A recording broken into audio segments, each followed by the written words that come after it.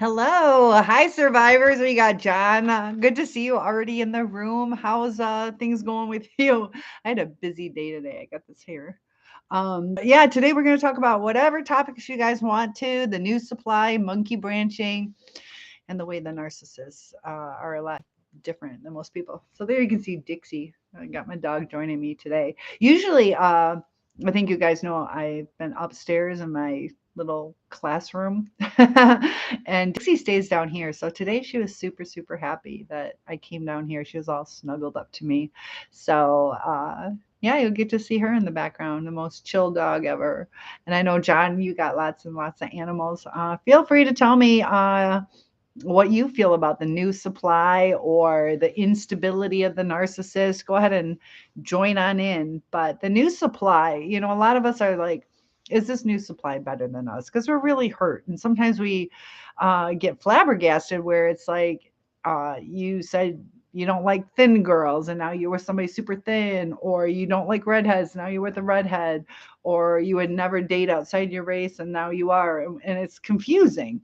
The narcissist loves to confuse us. They say whatever they think we want to hear, something that might comfort us to keep us around. So, why do these relationships go bad? It gets to the point where they've messed with us so much that we're just trying to communicate, trying to make things better, and they take it personally. So, they can get tempted really easy, just like children can, where they have a shorter attention span. And John says, "Hey, Cynthia, just had them out playing. So you got your animals out." He's an animal lover. That girl, from what I've been told, has had many different supplies since my relationship with her. So, his person has narcissistic traits. I still think she might be, I don't know, something more than that. But the way they can be so cold is very damaging to us because, you know, people get in fights and usually you make up. A lot of times it's not even over a fight. Like mine, we were getting along. Um, and then when you really need to communicate, they don't stop. They hate that. They hate when you want to communicate. They take it as a personal attack. When you just want to like come to fair ground, you get sick of getting blown off or promises not kept, and it should go a little smoother than it has. And John continues, none have lasted. I believe what you say is so true. Yeah, the more we dive into it, the more we realize things because was it, I don't think it was Samantha. Who was it that said it?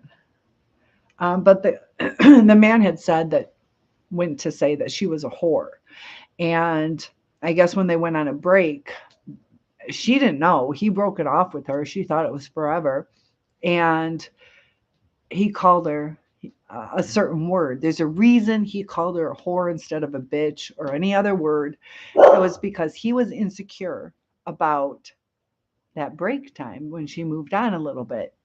Um, Word choices really can help you dive into the lies, the intent, everything. But often narcissists are like a whole different breed. My dog never barks. I don't know what's going on. It was funny. She can smell. All the people are outside. That's why. Neighbor came home, but um, this is another narcissist. I talk about my narcissistic neighbors, and I was kind. We live next door. As long as you're not too super involved with people.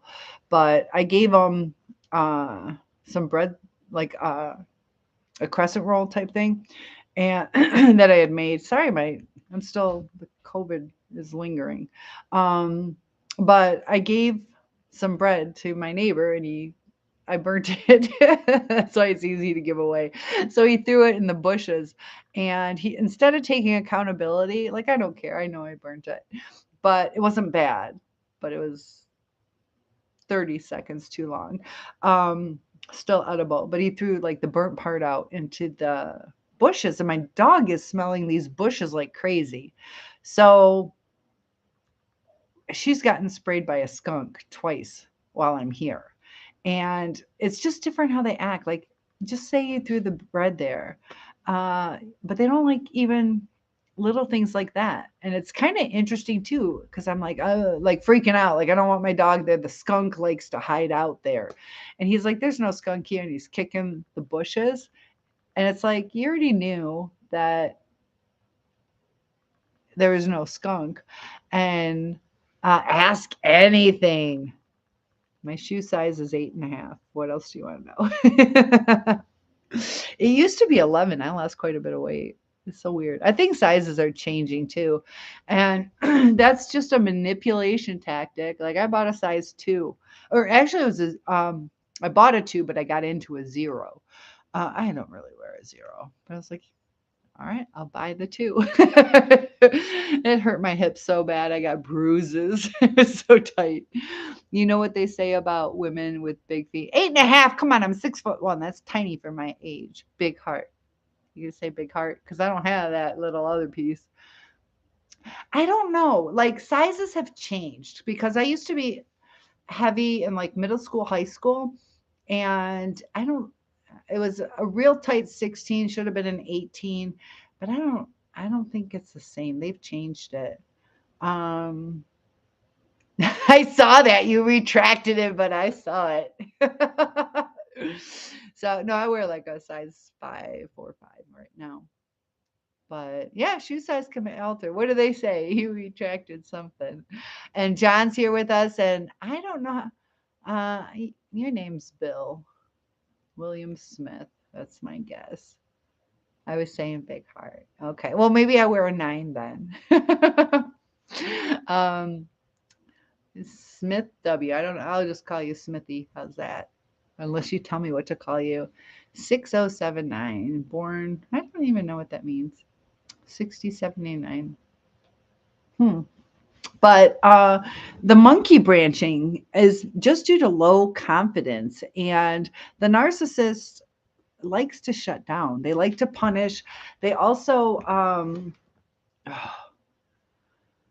it's it's terrible because they'll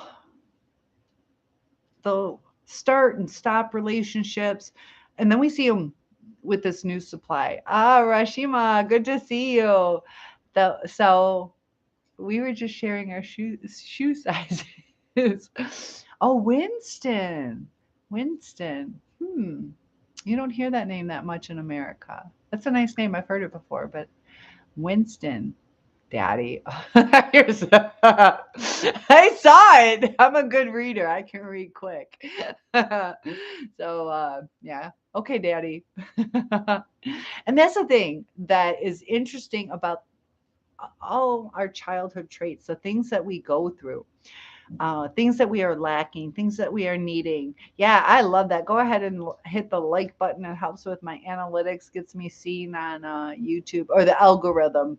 Because I would like to build a community. It's not so much for my, like, you don't have to stroke my ego, but it helps get the channel out there.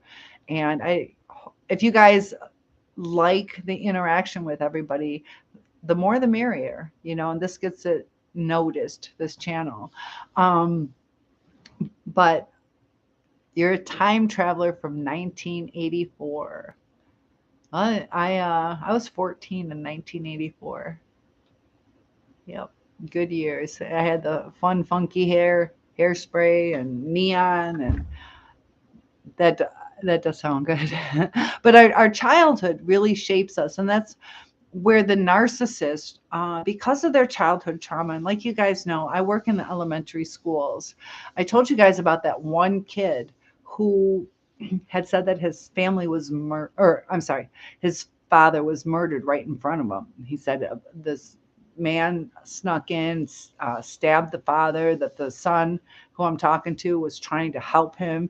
He was bleeding. He verified that the funeral, everything like that. And so today, this is the update. Like, it was convincing. It was convincing. Now, you got to remember too, this boy, I told you, has a problem enunciating.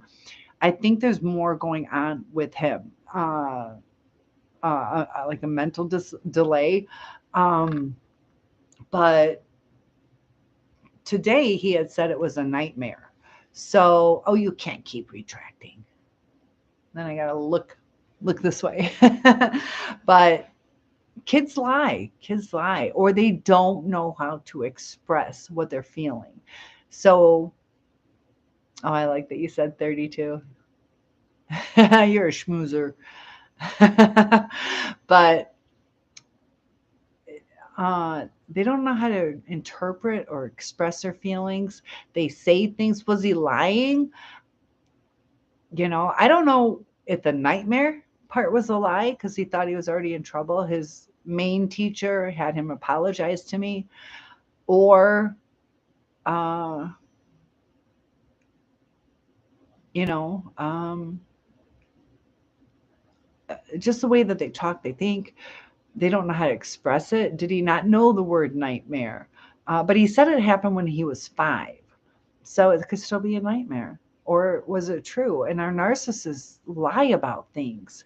Your narcissistic girlfriend lied quite often. And yeah, she she didn't know what she wanted. And a lot of our narcissists, they have good people. A lot of you guys are really kind. Even when you guys interact with each other, you're trying to make friends, you're being polite, trying to build relationships, even if it's online. We can really my one of my very best friends I have never met. I met her through eBay. I had a costume business, and she reached out to me. We had something in common, and I went through some hard times, and I wasn't like trying to get anything from her, but she actually bought costumes she didn't need. She was a costume maker, and she helped me out when nobody else would. We I've known her 12 years or so. We've been there for each other. We talk. So some of our friends you don't always have to have in person. And John says, I really did. Yeah, John really did try hard with that girl, but it was really a waste of time. And we got to be careful on how much we try with people. We have to match energy, and that is hard because we get excited. Things are great, and I appreciate this person. I want to do nice things for them and can't wait to see them, or I should call and check in on them. But they're the opposite. My mom's in the hospital. Hold on. Mom, I love you. Can I call you in an hour? Mom. Hi, can I call you in an hour? Okay, love you. So, she's stable now, but she was in the ICU this weekend, and I just tried calling her. Um, but online can get you by. It can get you some of the information that you really do need. The more we understand it, thank you. Yeah, she has COVID right now. Luckily, her lungs are good. She's going anywhere from 96 to 100% oxygen. I had COVID a month ago. It seems this type of COVID, the new strain, isn't as harsh. And I could be wrong. This is just from my experience. Also, the hospital has said that they have 6 ICU rooms. And he says in the last year, they haven't had anybody to the ICU in a year. So hopefully that's some good news for us, but it's just starting up. We got the RSV. They say most people have had that in their childhood. Oh, you did subscribe. Yes, you can share something with me. I don't think I have it where you have to subscribe to my channel. I'm going to keep it open to as many people as possible. Eventually, if I get too many people, I might have to do that. But yeah, share something with me. And yeah, that's why I took a break. I was a gym teacher, took 2 years off, just taught online. I was doing really, really well. And then a lack of human interaction kind of, you know, it's good to be around people. So try not to be too much online because I did it a little too much. The kids were great, but I didn't have the adult interaction. Also try not to get too wrapped up in like Facebook, things like that. So I will say hi to my mom for you. For a hospital in charge of the COVID numbers until you realize that Hopkins means son of Hob, and Hob is an old name for the, ooh, is it? Now Hob and Hop are different though. Um, but that's interesting. It's pretty close. I stayed after school today, taught English as a second language to my Japanese families. We decorated cookies. Um, I have a good feeling about my mom. Yeah, the ventilators, what was it? 80% don't make it off or something like that. My cousin, age 30, died of COVID. His father barely escaped having to be put on a ventilator. Uh, so you don't have it that way, but I wanted to, oh, yeah, thank you. That does help. The more likes I get, the more subscribers, the better the uh, analog. What is the word? Algorithm. It's been a long day. I had a bad day with the kindergartners. The kindergartners, they give you a run for your money. I'm in the United States. I'm in Michigan. And hobgoblin. Oh, I've never heard that term. So, yes, people need to be mentally healthy. That's the thing. We got the new stress that we've had from this pandemic. Uh, a lot of us have gone through narcissistic relationships. We've had our problems in our childhood, financial strain. Gas is only $2.99. Comment below. What is your gas today? I saw $2.99 today, but we've been under so much strain. And the mental health in America, also other countries, is crazy. Like the people in Ukraine, even the people in Russia. Um, there was an interview with who was it, Anderson Cooper, I think, or can't remember who it was. I think it was Anderson Cooper. No, maybe. And the Russian president, and they're hearing air raid sirens go off, and he's like, "What do we do now?" And the president's like, "Nothing. It's just to remind people that in Russia that the war is still going on." So you know, they're losing. I think the soldiers are forced into it where they don't even have a choice and they're dying. People, it's so disheartening. I hate war. I hate war. Uh, yes, please say a prayer. If any of you are religious, um, there's some good advice in the Bible or whatever. I taught at a Muslim school. I'm not Muslim.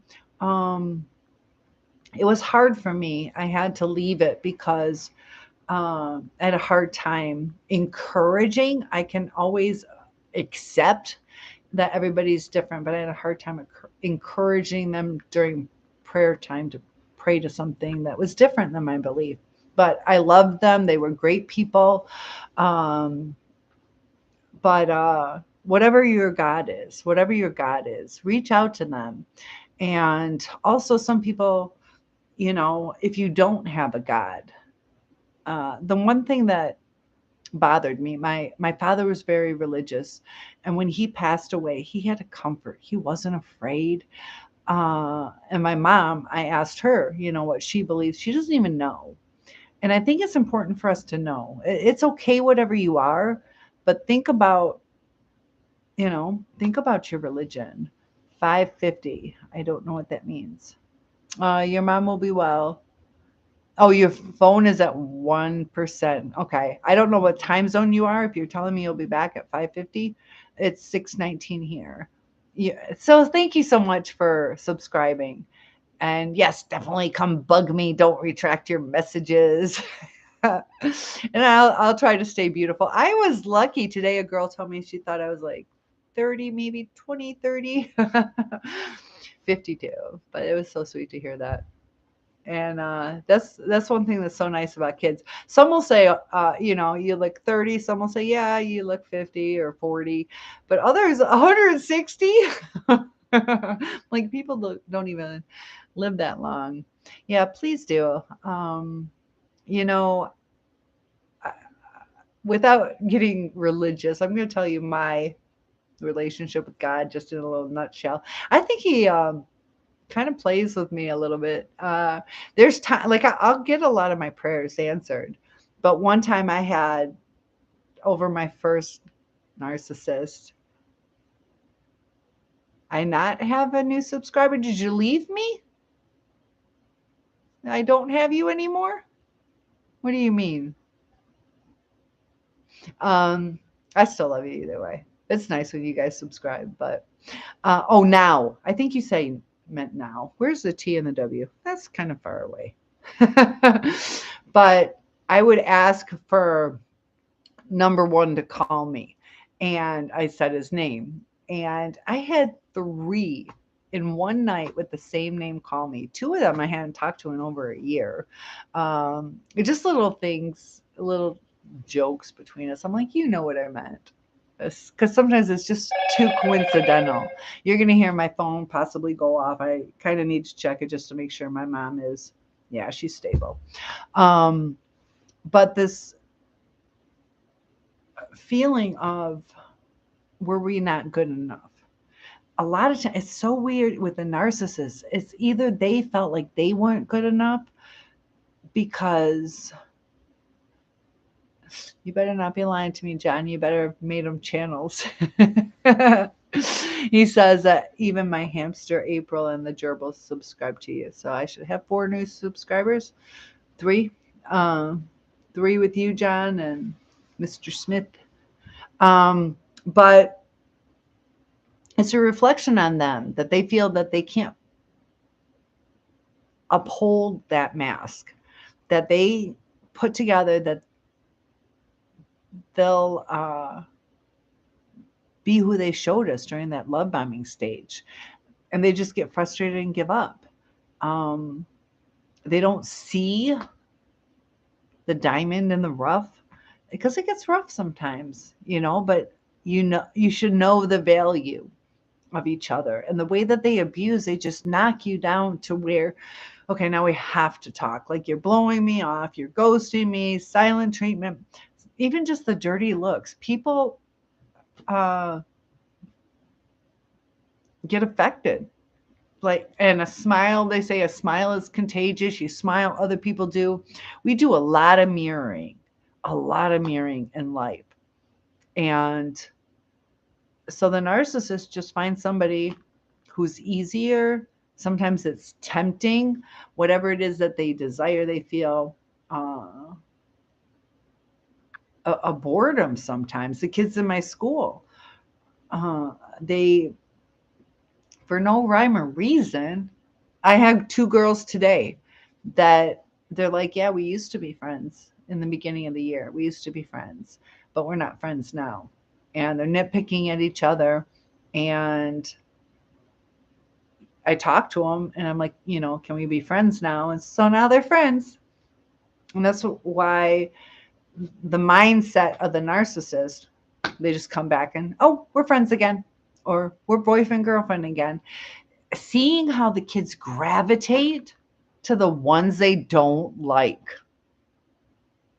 I mean, they're a little bit healthier, they don't.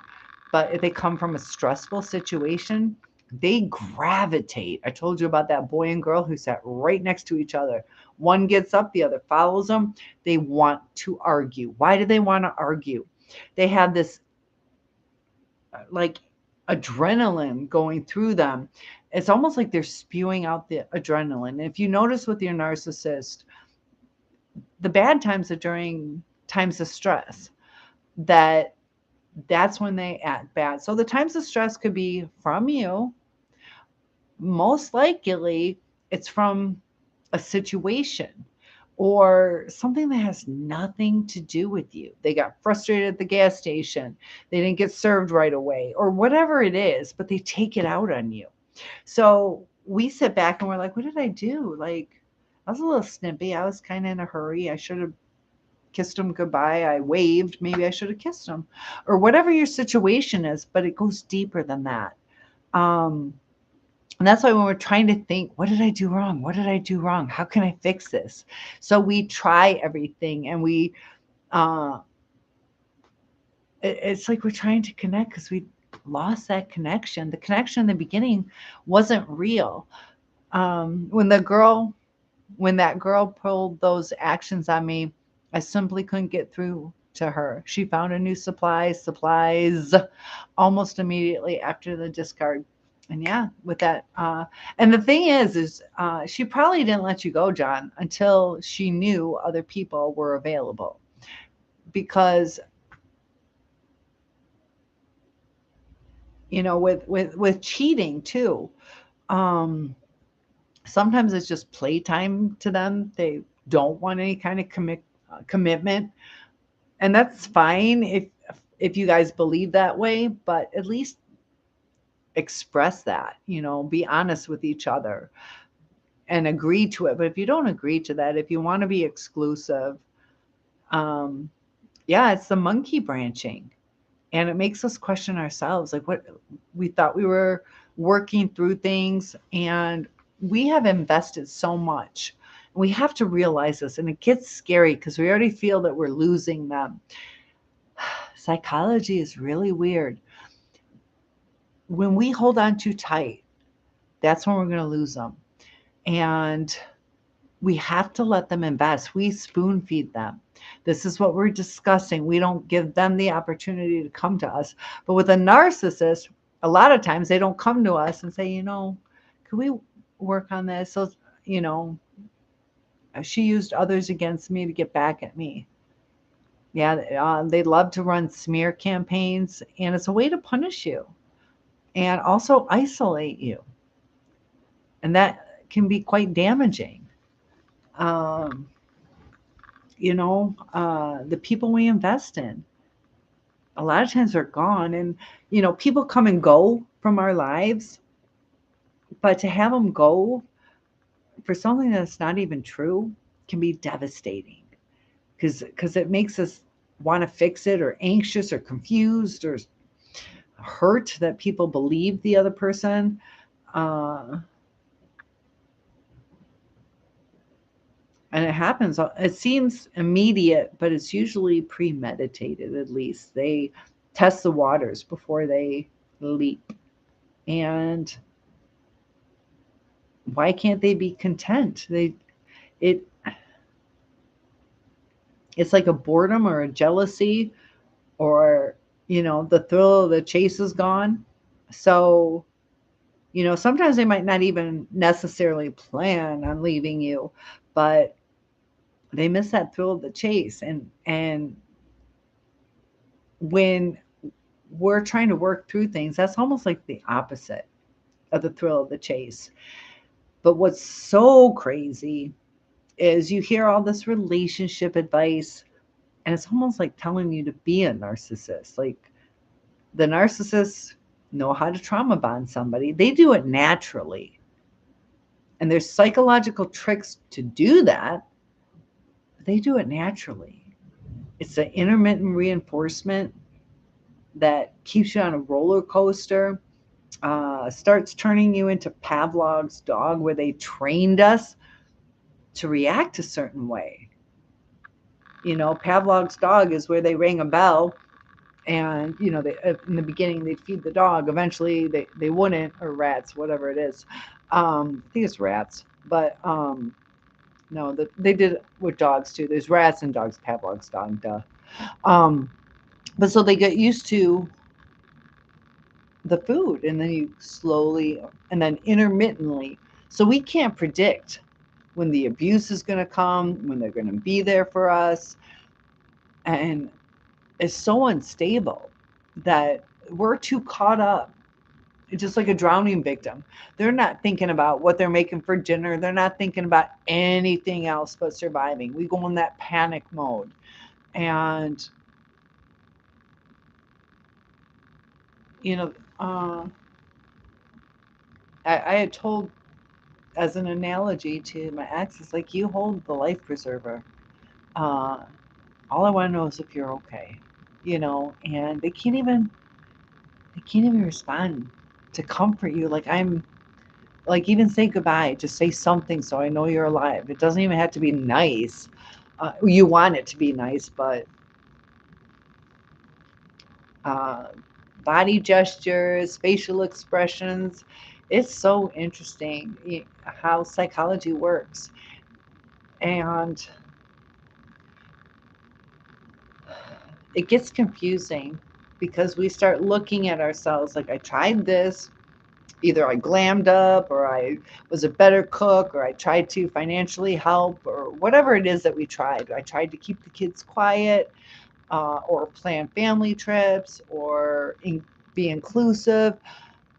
And like, why did it fall apart? It got worse instead of better. It's where we get dominated by the narcissist.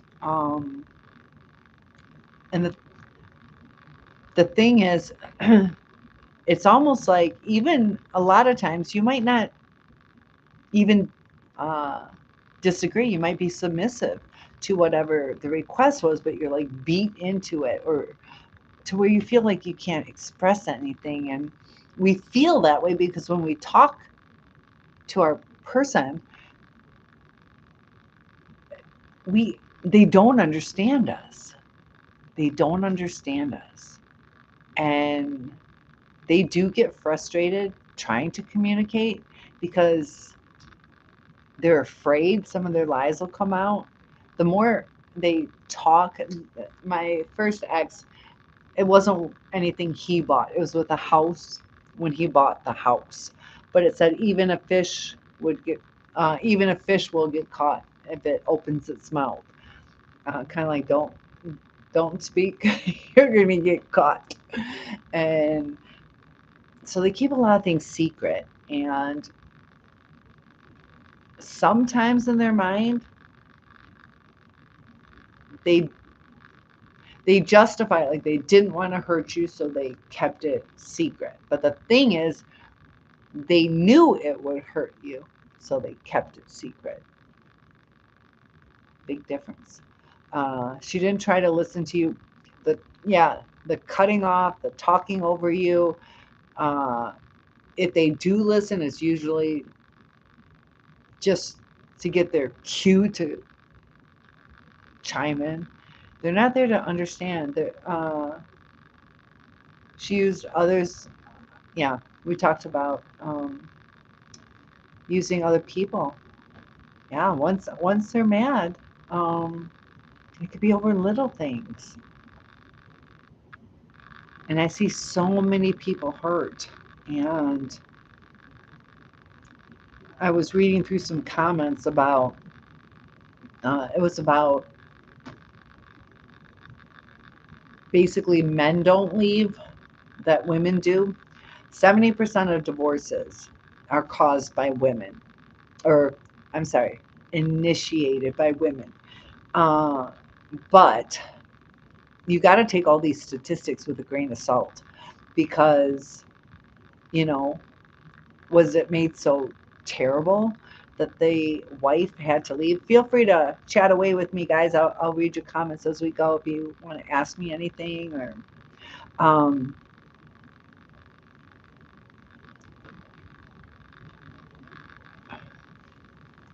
sometimes it kind of hurts my heart, like talking about some of this stuff, because we would have like basically given anything to our person, and they discard so easily and so coldly. But the comments I was reading um, were, how did I want to put it?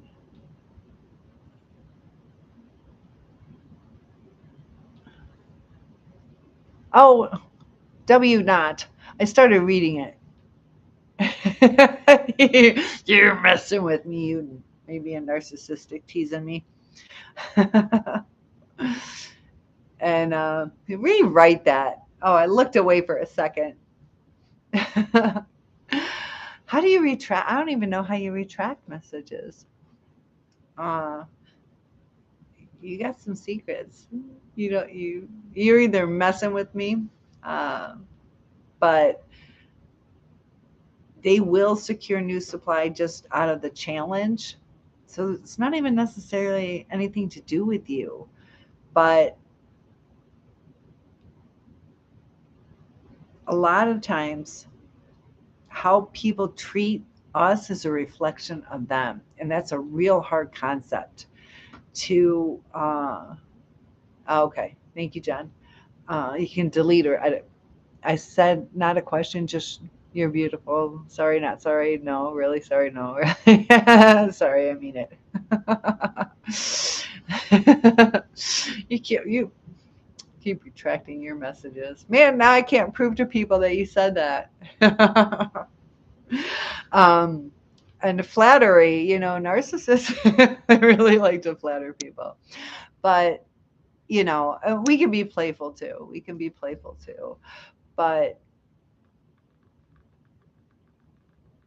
if they're with somebody that you feel is lower than you, sometimes it might go to some of your insecurities because, if you're like, she's not as smart as me or as pretty as me or whatever you're kind of thinking, or she's heavier or skinnier than me, that lets you know kind of what is important to you and maybe missing, uh, or something you're proud of, but it's not necessarily what's important to the other person. I don't have to prove it to them. They can see it. Uh, it you don't have to prove our love. Yeah, they see it as evident, but if that's what you're talking about, are you trying to tell us no? We can play. We can be playful, like do surprises. And this is a thing. Let me get everybody on track with this thought. Everybody's narcissistic. Everybody has some narcissistic traits. Everybody. But we can be playful, or like Santa Claus. Let's talk about Santa Claus. That's pretty freaking stupid what we do to our kids. But we're like, I don't want them to miss out. And I did Santa. I did Santa with my kids. Um, and a kid. Uh, but looking back, like, is that really smart? Especially you're religious, we did talk about Jesus and stuff like that, but lying to the kids, now they got the elf and the tooth fairy and the Easter bunny. Like Hanukkah has the menorah and dreidels. They don't have this made up character, and we're lying to our kids. That's and they find out at 70 years old, and that has to be devastating. That's like a death of, in a sense, of somebody they really cared about. I do too. Believe in Jesus Christ, and they died on the cross. 22 books in Revelation, and it's the year 22. Um, Gosh, there's. Do you think something's going to happen this year? What was it? Was this supposed to be in October? Was this supposed to be the end of the world? There's something. Um, no, I'm saying you don't have to prove that I said that or prove that someone else is saying that. Oh, you're so sweet. Thank you. Saying that I'm beautiful. I appreciate that. Um, some days are better than others. It depends on how school went. But the so little things like that, you know, that's kind of abusing our kid. We take away Santa Claus. We pumped him up and he's this fantastic thing, and we kind of tricked him. And we know what we're doing. Go to bed. And then we kind of sneak and do the presents. And but it's a control thing. It's a control thing. Christmas is a control thing. Be good or Santa won't come. Putting fear in our kids, making uh, so those kind of things, you know. And we think sometimes that it's allowing them a great experience. And I did it, but looking back, I don't know if that was the smartest thing to do. Especially God's probably not happy with me, but um, some people are atheists, some people are secular Christians, but you would love to share your research. Oh, I would love that. Share some thoughts.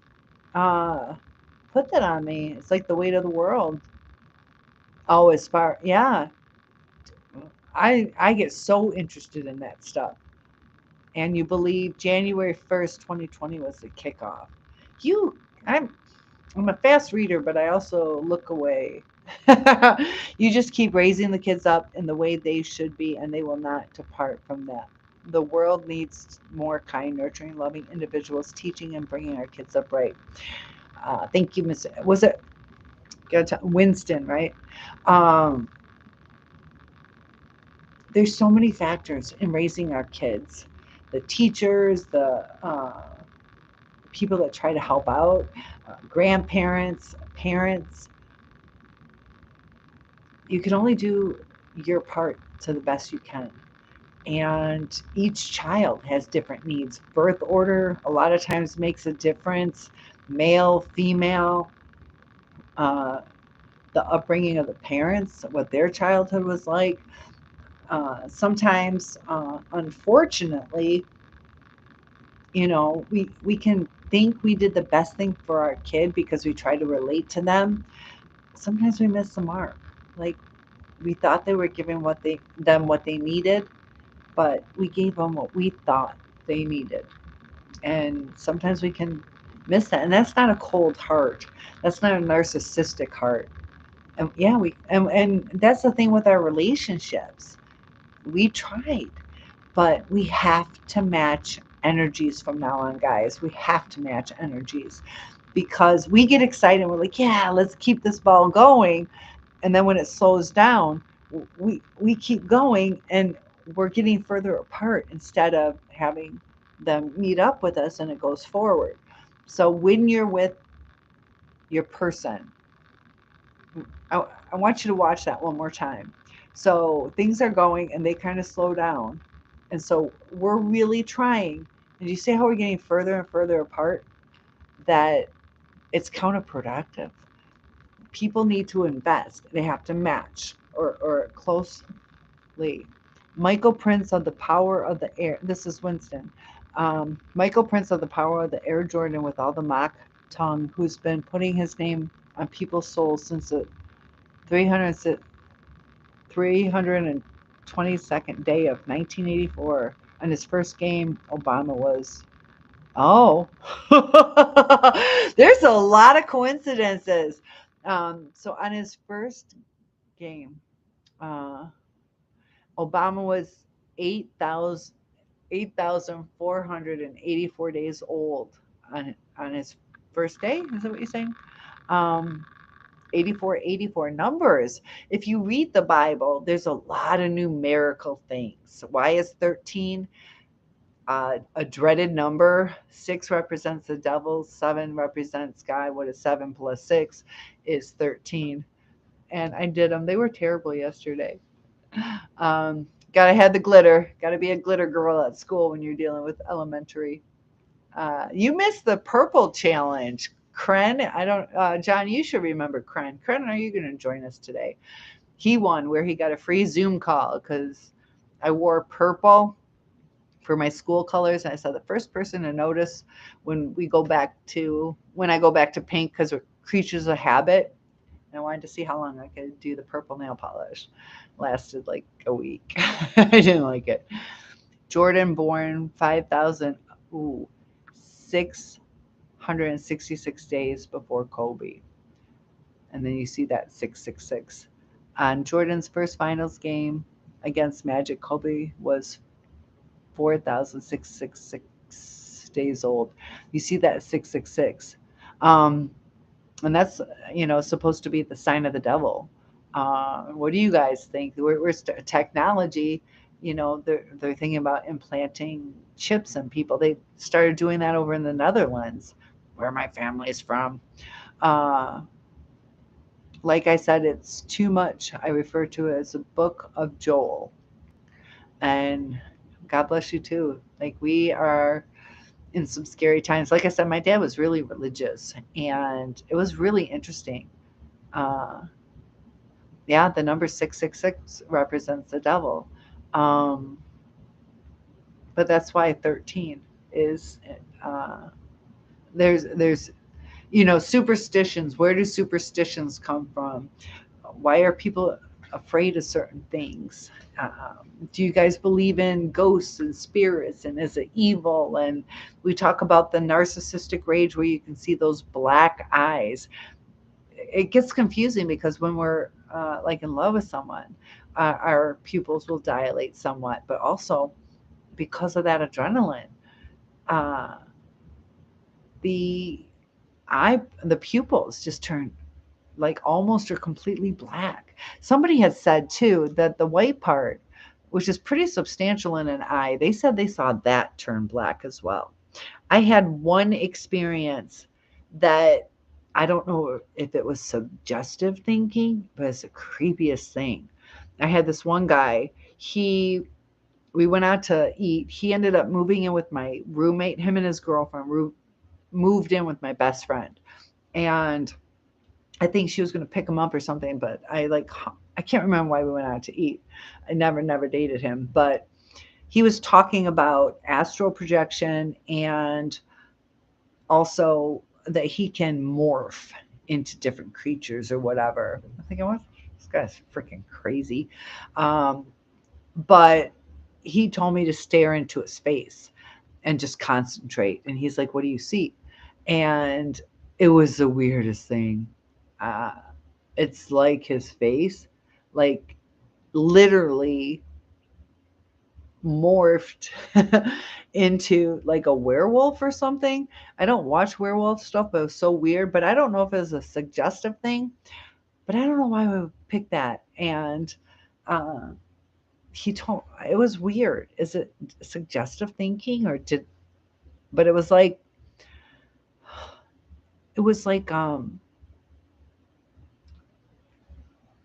80%. It wasn't like I don't think if I touched it, it was like a hologram kind of look. And was that just me like being nervous? Like, is this really? I was 18 or 19 when that happened.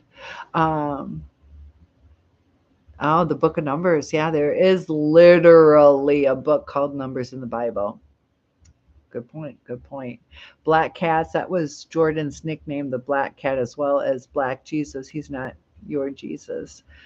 Yeah, and people's interpretations too of what God is and what Jesus or other um, uh, religious people are. So I try to have a beautiful soul because they say you treat others as you'd like to be treated. And when we're with our narcissist, man, that's opposite. And they don't want to be treated like shit, but in a sense that I did a video today. I don't know if you guys saw my short where I said that, they always talk about the narcissist loves himself. The narcissist loves himself. But if you remember the story of Narcissus, the actual story, he falls in love with his image. He's staring into the water, sees his reflection. And granted, he's looking at him, but his body, his soul is here. He's falling in love with what he's seeing. And that's different than loving yourself. They love something on the outside, and it leaves you really empty. You saw the girl, John says, I saw that girl get mad one day when she stopped by and her eyes were filled with rage. She didn't stay long. That actually was the last time she came to my apartment. That's when the discard started. And thank you. Winston says my mom's going to make it through. I think so too. I think so too. When my father passed recently, it was hard. It was hard to let him go. We were very lucky that we had the closure time. He was sick for quite a while, and he had surgery. Was supposed to have a toe amputated. They ended up finding an infection, so they did that first. Couldn't do the toe. And it was just too late. Like he went down within a few days. But he hung in there, so my daughter could travel from out of state to have time with him. Sometimes people's will to survive is interesting. he wanted to have closure with his family. And Winston, I appreciate you saying that. That's interesting. Did you say pretty or beautiful? What did you say? Because my dad, one of his last words to me was, "You're so pretty." And he was always like a positive person, but it was just so sweet. It was almost like it was. So when I hear things like that, it reminds me of my dad. Um, the eyes are the window to the soul, and if her eyes look like that, you can tell her soul is saying, yes, yes. You can tell what people are feeling. We get in tune with each other's energy. We react to uh, so many different things. Even just, I had a kid today, poor thing, poor thing, and this is where we gotta be careful. Misinterpretations too. I had a kid asking me something, and I'm processing what he was asking because it was off what I thought he would be asking. So I gotta like tune into what he's trying to say. And he pointed to something, but I think I was over projecting where he was pointing. And I looked at him like, and he's like, "Why'd you look at me like that?" And so I had to make sure that he understood. I was just like confused, like, What are you talking about? And then I figured it out. But he asked, why are you looking at me like that? And I was able to correct the situation. Like, no, we're cool. It wasn't a dirty look, it was a confused look. Well, thank you very much, John. You guys are so complimentary today. And that's what's nice is, building each other up and just understanding each other. Because sometimes, too, after that new supply, was I not good enough? Or was I too out of shape? Or we start thinking and we start reinforcing our insecurities. So if you struggle with weight, was I too fat? Was I too skinny? If you struggle with beauty, was I not pretty enough? If you struggle with believing in yourself as far as intelligent, was I not smart enough? You're going to compare yourself to the new supply based on your insecurities. And it's just a different person. What's important to your ex partner, or if you're still with them, the narcissist, people have different things that are important. Um, but what should really matter is the person's soul. You know, um, because if I could bring my dad back, even just put him in a pillow, where he's a pillow with a soul, to have the good heart, to have somebody to talk to. It's not the body, it's who the person is. And during that love bombing stage, they were getting what they wanted. Just like when we tell our kids about Santa Claus, it gives us some extra control. Uh, and Winston, if you're still there, some other times, that we can be kind of narcissistic is we can only be so empathetic. I'll relate it to the school because narcissists are a lot like children. And when I'm teaching, I'm trying to be empathetic. I am trying to be empathetic. So you have to have structure in place, but these kids just want to talk and talk and talk, and they want to tell you everything. Um, Things that aren't even really, they're important to them. They're important to them. I like blue. I like blue too. Okay. And then I like red. And it's hard to manage a class sometimes because you're like, I have to make sure this isn't an emotional thing that needs to be addressed. The oversharing. And finally, you have to say, I'm not taking any more questions. And that's kind of shutting them down, or I'm not taking more questions right now. It helps if you let them know in 15 minutes. If you still need to talk to me, you can talk to me. But people need their feelings validated. And you can see the mirroring. I like blue. I like blue. I like blue. And there's Samantha. Hi, Samantha. We got Winston joining us. You missed a little bit, but it's good to see you. And we have John. Feel free to hit the like button. Helps with the keep forgetting the word analytics. Gets me found on YouTube. So if you enjoy the video, go ahead and like it, subscribe. If you want to get notifications, it's also a notification bell you guys might want to hit. But Samantha, how was your day today? So far, it seems like we're having good days today. There's good and bad days. Don't get into that cognitive dissonance, which is where, we kind of fool ourselves. We have the good and the bad, and we tend to kind of make excuses for our person. There you go. So Samantha says hi. Yeah, and I don't know if anybody else is in here. Please, Rashima, are you still here? You gotta talk up. You gotta talk up. She was here earlier. Definitely talk up. Yeah, you. And that's one thing is the way this chat goes. And I also can't see who's in here. I can see the number, but sometimes that number is not matching up. It seems there's more people in the chat. Um, and then it's showing on my screen. Or sometimes you guys pop in and out, which is fine. But I just want you guys to feel free to speak up. Even just hi or I agree, because, uh, but you're welcome. I'm glad your day was better. And um, have you done some thinking, or are you comfortable? I know my best friend, who I told you has a very vulnerable narcissist. He's being nice right now. They can be nice. They can be. Um, but he probably wants sex, or uh, they have more money right now. They kind of are financially strapped.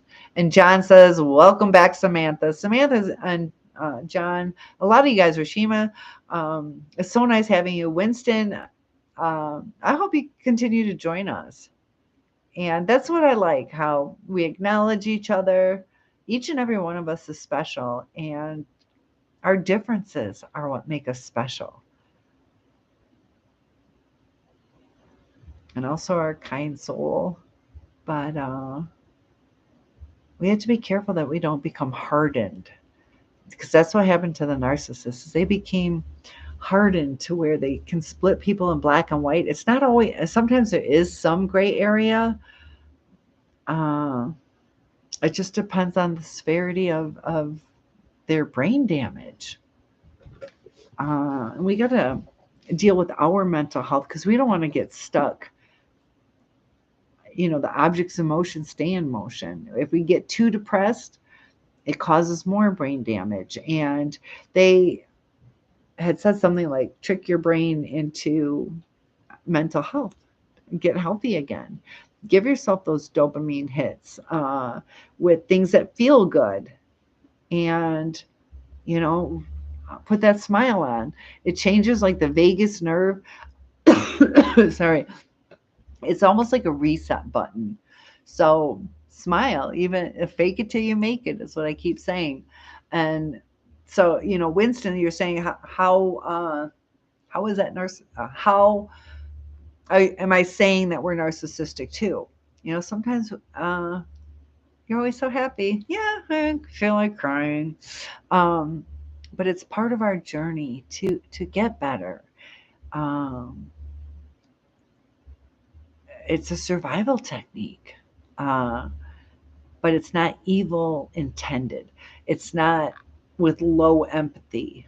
Uh, After him demanding a divorce, when now he has switched over to act like it didn't happen, so next time he can blame me. When did he do the demanding of a divorce? I don't remember you saying that. Samantha's got 3 kids with a narcissist. She sent me some audio clips where the small things just turn into big things. He's threatened some physical violence. If you guys were here when Horseman joined us, he was in the middle of a domestic violence where he had to call the cops.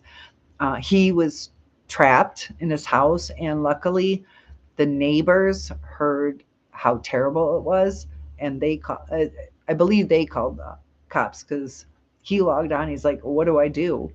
And she was arrested, luckily, but she had a knife on her. Sometimes it gets scary, you know.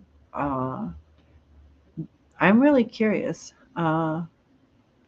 Yeah, and there you need 5 out of 9 traits to be considered somebody with NPD, narcissistic personality disorder, but some people have all 9. Some people have 9 plus comorbidities.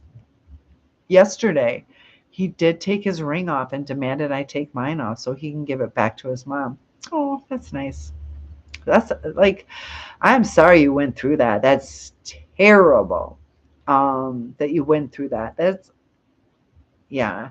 Um, what started the argument? You trying to discuss, how can we make this better, honey? They're getting a divorce. I'm sorry. I know you love him. Uh, that's very mean. Yeah, John, I agree. It is very mean. And how did you handle it? Um, that's the thing. Like, you should never threaten those kind of things unless you really mean it. Remember what I said? Your thoughts become your words become your actions, and your your actions become your destiny. Once people start getting those thoughts in their head, a lot of times it does turn. If the words can come out, the action might happen. Because a lot of times we fight back the words. And he told me he does not, NOT, big capital. He told you he does not want you. But I told him he'd have to go about it the right way. If that's what he wants, and do it properly. Yeah, call. It's like, fine, go for it. File the papers. Uh, yeah, he won't. He's already seen that he's gotten away with the boundaries. He is not going to like the boundaries. And what sucks is if he did move on with a new supply, he'll respect her boundaries for a while.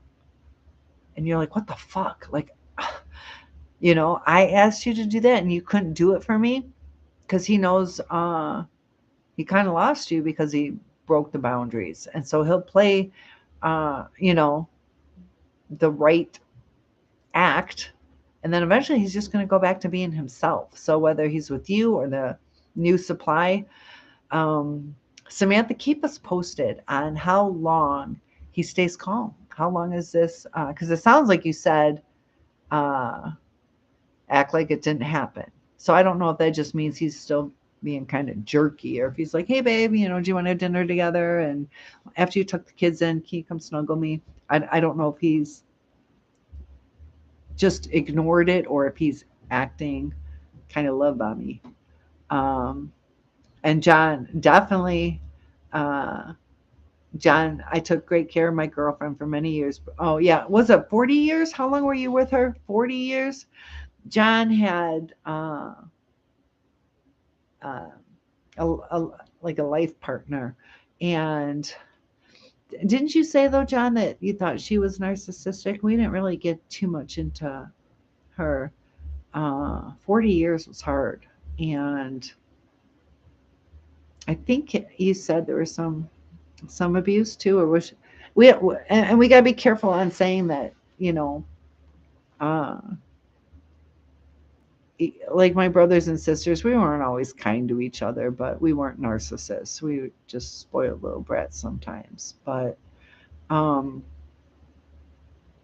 because there's times, we have our needs too. You can't be totally living for other people, and it gets to the point where we feel like that's what we're doing. We are just uh, missing out on our lives. We want to share our lives. We don't want to give our life. We could die for our person, but we don't want to die unless there's a reason. As um, Samantha says, And John says, hang in there, hang in there. You're a strong woman. I can tell. I can tell. I like the way you, from your audio clips, you seem pretty genuine. You are trying to communicate the right way, but narcissists, you have to communicate a different way. Just like me talking to the kids. We need to organize because like they don't want to hear all that stuff. They're like, can I go play? Can I go play? And you're like, uh-huh, uh-huh, uh-huh. They'll agree to whatever you say and not soak it in. And that's what the narcissist is like. It's like, yep, okay, yep, I'll call you every day at 6. Can I just go eat my dinner? They just tune it out. They don't take it in. He's never asked for time with me like that. Him being nice is just him not raging. So that's his personality. Yeah. And that's where it's a personality disorder. And Samantha, you said pretty much the whole time he hasn't been nice. And we got to look at within ourselves. Why are we choosing that? Why was that acceptable? And I get it. I get what you're saying. I'm definitely not holier than thou because I get it. And sometimes we pick emotionally unavailable people because, we could be emotionally unavailable too. Like right now, I'm healing, but I don't want to date. I'm pretty much emotionally unavailable. And I feel like if Mr. Right comes, he'll sweep me off my feet, but I don't give people chances. Um, so we're kind of harming ourselves in that way too. Uh, I've gone out with people, but I don't want to like guys, but I don't want to cross the line of a relationship unless they're perfect, and you're not going to find Mr. Perfect.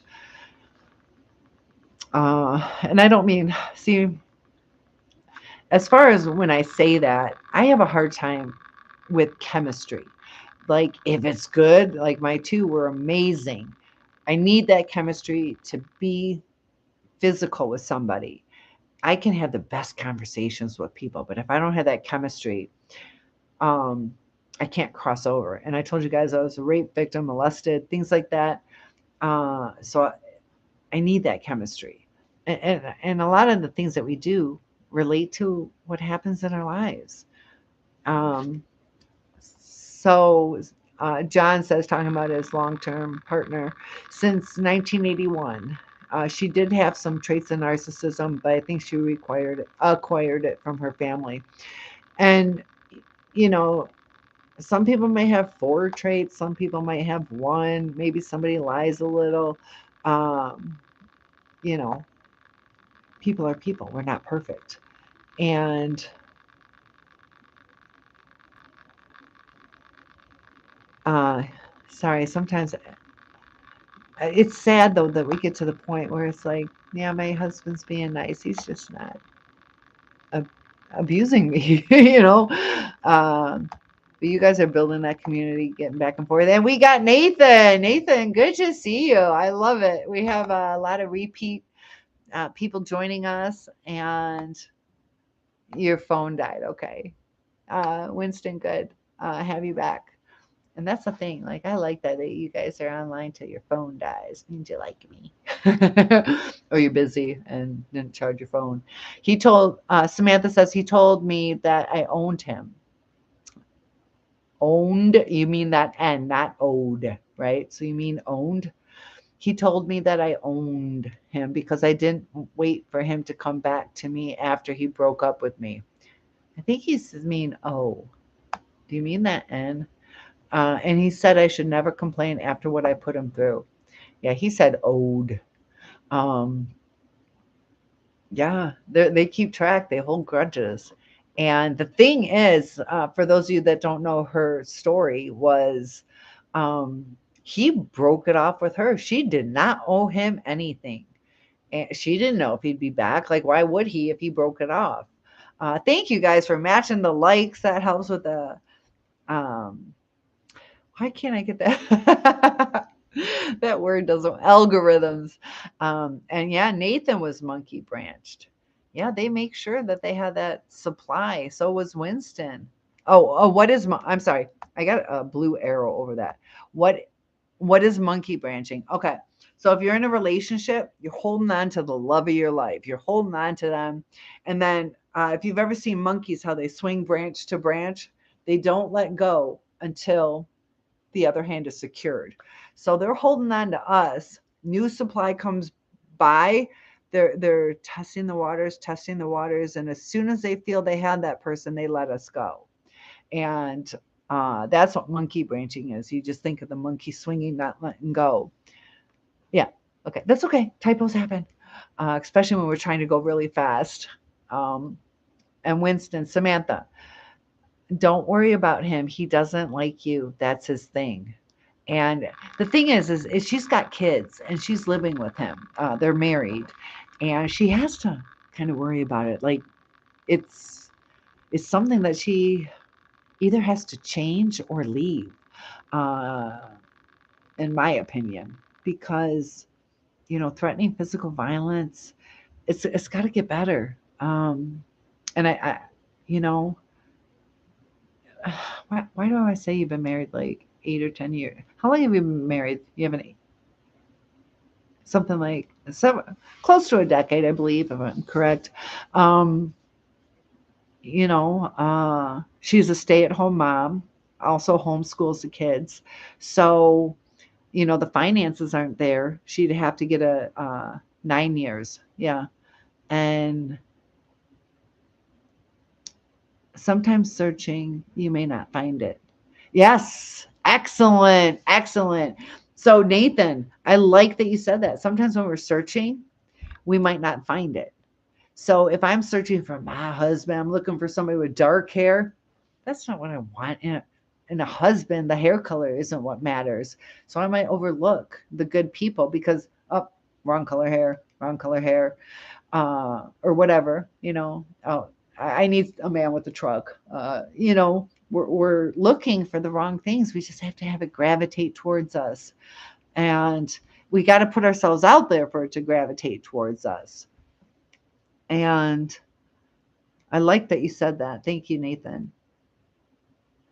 And John, that's exactly what that girl did to you. Yeah, it's almost like something else to do. Like you guys used to watch videos and go for walks, and all of a sudden there's other people. And Winston, oh, I get it. Yeah, definitely like a backup plan that is secured. um, and Winston says that's terrible. Sorry to hear. Yeah, so she's going through, where how am I going to support the kids? She now they got to go to public school if she's going to go work, or you know, she doesn't really have familial support. Yeah, and I don't know. She had some voice clips like when she talks to her kids is so sweet, and protective. She is protective. That's why the narcissist goes berserk. Um, she seems like a really good mom. Uh, and she's just trying to communicate with him. She's not calling him an asshole, like quit being an asshole, you fuckhead, quit shouting at the kids. And she doesn't talk that way. She's, this is what I feel, and we got to act the right way. Never search for it. If it's meant to be, it'll happen on its own. But we have to get out there because I don't think I have any spare men in my house. So if you just stay locked up, I don't know. Let me check my basement. um, you have to get out there. You have to get out there. Do things that you enjoy, and just being honest with yourself and others makes a big difference. Yeah, we, you know, um, yeah, you're right. Honesty makes a huge difference. And before we move on, we really need to know what are our insecurities. Take the time to heal because with that monkey branching, there's no downtime. If you got both of mine, no downtime, no downtime. Monkey branch back and forth. Monkeys can go back and forth. They don't always have to go forward. Um, Nothing will last. It's premeditated. And you got a good point. Is it premeditated? Eventually, yes, and it also goes to how they see themselves. I, I'm, I, it's the cycle. They might stay married. Just like right now with Samantha, this is a good example. Um, Samantha, if she, she just decides, I'll take the abuse. I don't want to go back to work, or I need. Um, if it was religious, I can't because of my religion, or whatever it is. There are relationships, like she just said, all these things that he said to her, took off the wedding ring. They could stay married. They could stay married, but is it a loving? Is it the right kind of marriage? Like for Samantha, uh, she's not only did he say his little "I'm over you," he's saying you prove you're over me too, and that's that mirroring. He, it almost gets to the point where he doesn't want to take the accountability, because he's not going to say she left me because I'm a jerk, because then everybody's going to be like, oh my god, of course, and they're going to gravitate towards her, like, I'm so sorry he did that, and can I help you? uh he wants the attention on him. So husband tells me I'm married to my children because I defend them against the yelling. And we need to protect our kids. And this is where it gets tricky if you're religious. Like in Christianity, they tell you the husband comes first. But uh, because I can't have kids anymore, but women can have uh, more kids, but that's the stability of the household is the husband and wife. And I get what you're saying, you know, but that's not really gosh, it gets so tricky because we have to protect our kids. And if we don't, then we're just going to have hell on earth.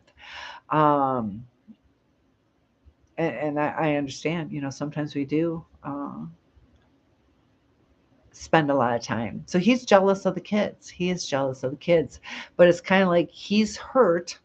Would this work out? If you focused on him, so he's happy, he's not lashing out at the kids, it all works.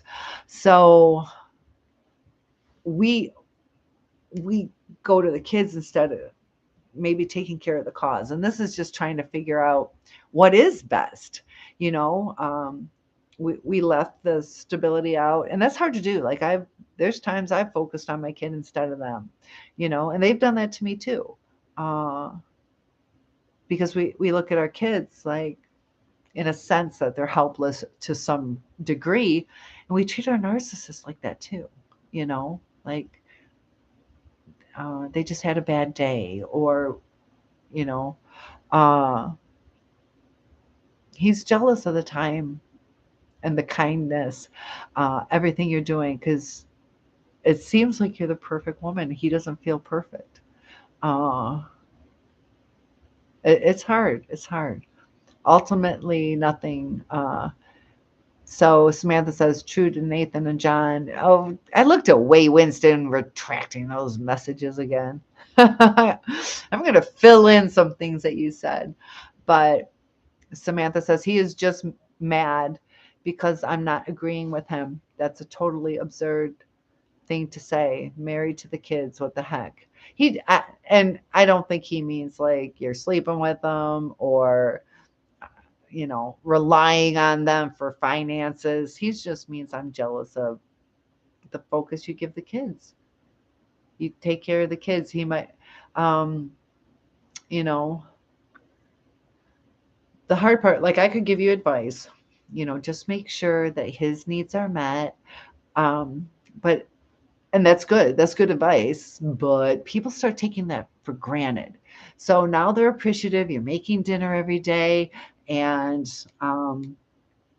making sure that they have everything. It's going to turn into you burnt it this time, or why did you add so much salt? And then, you know, it switches. So even when you do the right things, it's not appreciated. And they cut you down. It's this terrible cycle. To Samantha, he sounds terrible. You should monkey branch him. And that's the thing too, though. You know, that's not a good idea because we have to heal.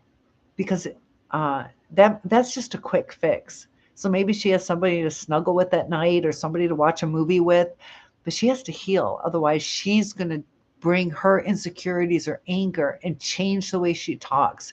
She's also going to be more anxious or something, where she's going to snap at the person who doesn't deserve that, not going to be as emotionally available because she hasn't dealt with a divorce. She's monkey branching is not good.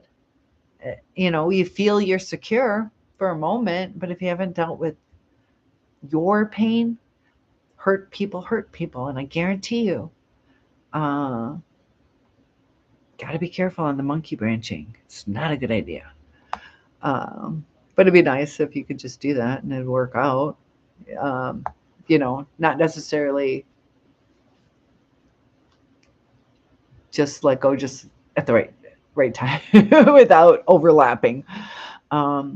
Yeah, because out of respect for people, we respect for ourselves that we're the type of person who's honest and stay true to yourself. That's the main thing. But I get what you're saying, Winston. Um, our children are our future. They need the best in life. It's not always easy. Man, the trauma I see these kids go through uh, is terrible. I showed you those brain scans of that neglected orphan where so much of the brain is gone, and no wonder the connections aren't being made with emotions. And Winston, you would not have probably appreciated that one. Might have made you smile, but I don't know. It's okay. I'm cool. That's the other thing. I'm easygoing. Say what you want, but I know sometimes we say things off the cuff, and we're like, "Was that really?" You know. Uh, so that's totally fine. But I get it. Uh, um, Winston, I get it. If I had more direction, and as time has gone, I've gotten a clear direction as to what my options are. And I'm definitely not saying Samantha's a narcissist. She's trying to work through things. He's already threatening divorce, shit like that. So, sometimes we do have to get our ducks in a row. And the narcissist too, you know, sometimes that's why they leave. They're trying to get their ducks in a row. Um, but it's a survival thing. But as far as the full relationship, you know, uh, she's tried. She has tried. And if you hear the audio, uh, in the audios that I've heard, she can't redirect them. Uh, and I'm sure, like, he's telling her he wants a divorce, as opposed to what's going to work. Uh, and Winston says, just know your value. You are really worth it. And we do have to know our value. That we can't, you know, it. It is abuse. It changes your brain. It damages your brain, and it's damaging your kids' brains too. And this is the developmental stage, especially a little 2-year-old. Um, it shapes their personality. Uh, that's I don't know. Like, I know divorce can be hard on kids too, but uh, what's the least toxic is what you got to think of. Um, and also be careful. If you're overcompensating and you're with a narcissist, your kids could become a narcissist. That's how they're made. Either complete severe abuse or overcompensating where they don't know what's real. So maybe limited exposure, more exposure of what true love is can make them healthier. Uh, and yeah, Samantha, oh, I miss my little girl being little. She's 30 now. Um, can't clean enough, can't cook enough, well enough. Yeah, everything is torn to pieces, especially with the holidays coming up. Samantha, I don't know. Do you celebrate the December holidays, whether you're Jewish or Christian? And I don't know if Muslim or anybody else does anything in December. Are you coming up on anything? Rashima, have you had any holidays that were ruined? Because a lot of times, and guys too, chime in, what were some holidays, birthdays? Because it's interesting. You'll see that a lot. The true colors of the narcissist during the holidays. Plus, some people drink more on the holidays. They get irritated, the stress of finances. Uh, sometimes too, parents trying to decide on what a budget they agree with, who's going to pick out the toys, and people feeling hurt that you bought them a $20 gift instead of a $35 gift because that's what they spent. Um, that's terrible advice to say that, but a single woman with kids to take care of, she can't just leave him and sleep in her car. I'm sorry to give that advice. I don't know her. I want her to be happy. And that's the thing, like we do, we're very lucky to have this channel to where we do get to know each other. With our narcissists, they don't connect with us. They don't understand us. So the things they do are kind of off the cuff. And I know, Winston, that you wish her well. As we start to unfold things, we can really help people in the right way. Uh, and it's sad with the narcissist, they don't connect. Like if I was to call her husband and talk to him, he'd just cover everything up. He'd be dismissive on anything I would have to say. He'd lie. He'd blame shift onto her. Uh, they're very hard to communicate with. And the kids I'm seeing, I'm not saying the kids are narcissists. They're not narcissists, but as a baby, babies are, who was it?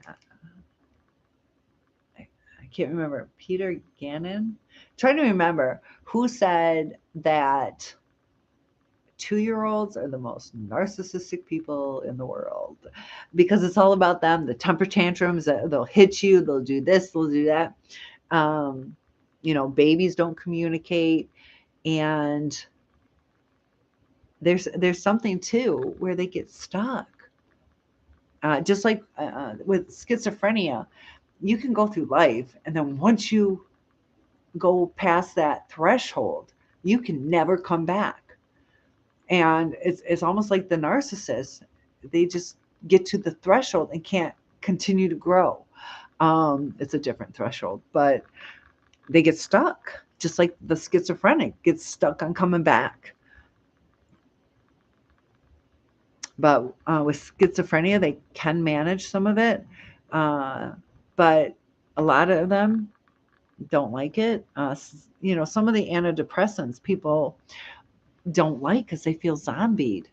And women statistically are single after 50. Huh. Dang it. Well, I've just been single too long. You're not helping me. I wouldn't doubt it. 52 will turn to 62. Yeah, we just keep being single. A lot of the good ones are taken. People get bitter by that age if they've gone through multiple partners. Samantha is letting Winston know that she definitely appreciates you and says thank you. And that, you did something very healthy, Winston. Like we can say things and we're like, ooh, maybe I shouldn't have said that.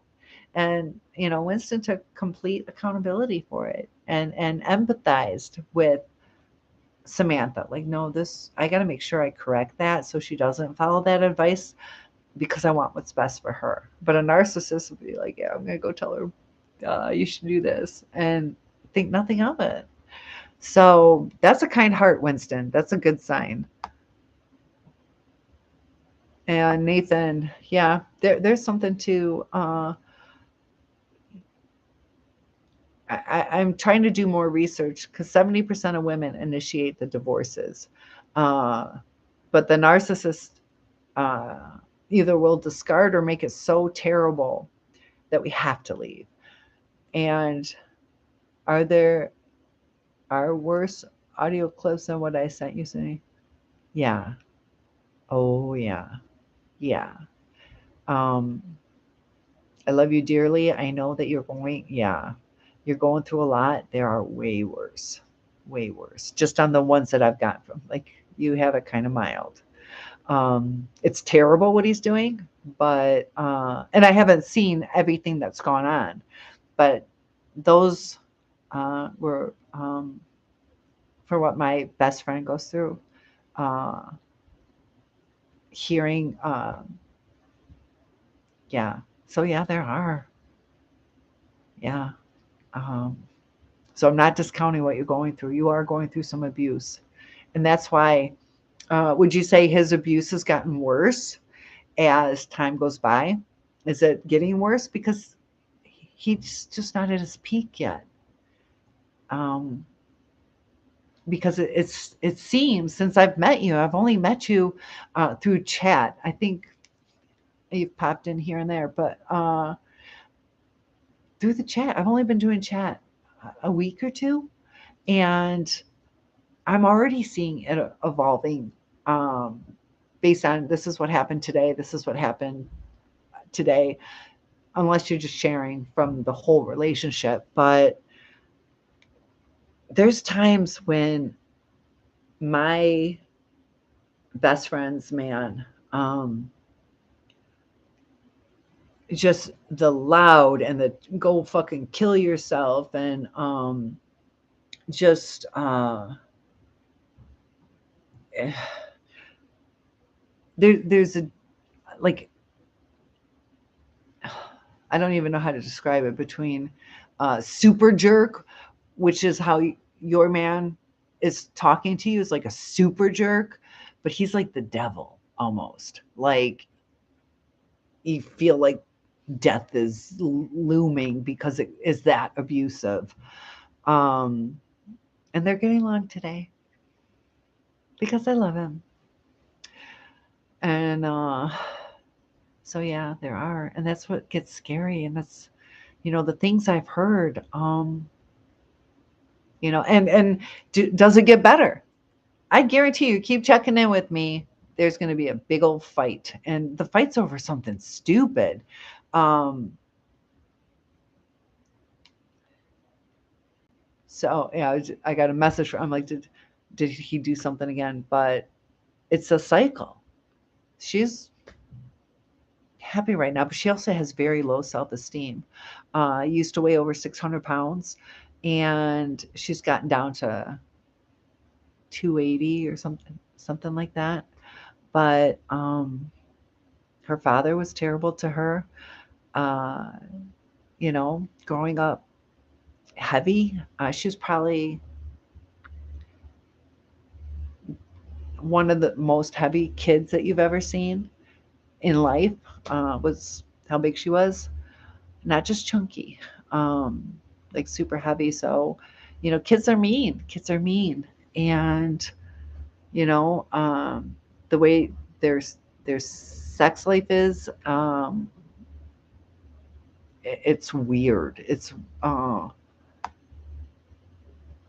it's almost like he's using her for that,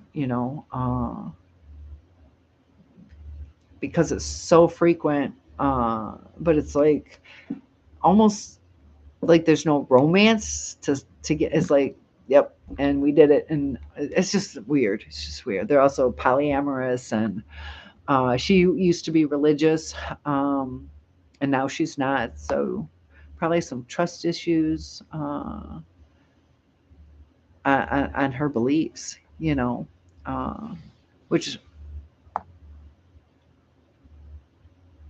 Okay, thanks again, everyone. John says, Cynthia, I have to go for now. Going to get dinner started and then see if April Hamster wants to play. All right, John, thanks for popping in. And Rashima, are you still here with us? Um, but Winston says, if I was to call her husband, I would probably call him out and then I would probably want to do something unkind. Well, let's focus on good things. Yeah. And Samantha says, I'm at the point where I don't feel comfortable being intimate with him because I know he will hurt me again. Do you mean when you're intimate, hurt you intimately? Or what do you mean? Hurt your heart? Do you mean hurt your heart? Verbal. Oh, I'm sorry. You continued on verbally and mentally. And I told him that, and he made me feel bad for that. Yeah, because he's not getting sex and he's not listening. Just be kind to me. Change. He's like, I like how I am. I just want to have sex. I don't want to give a crap about. Because then he has to be like, yeah, like nobody wants to change unless they really know why. You know, uh, he feels entitled. You know, he knows where that hurt came from. That hurt came from you, from him, because you weren't hurt when you trusted him. And we trust somebody with our body, and that's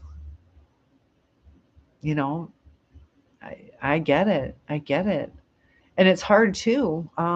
There are times, during rapes, women can get wet, guys can get hard, you can orgasm even if you don't want the rape. It can just be a response. But, so that can happen, doesn't always happen.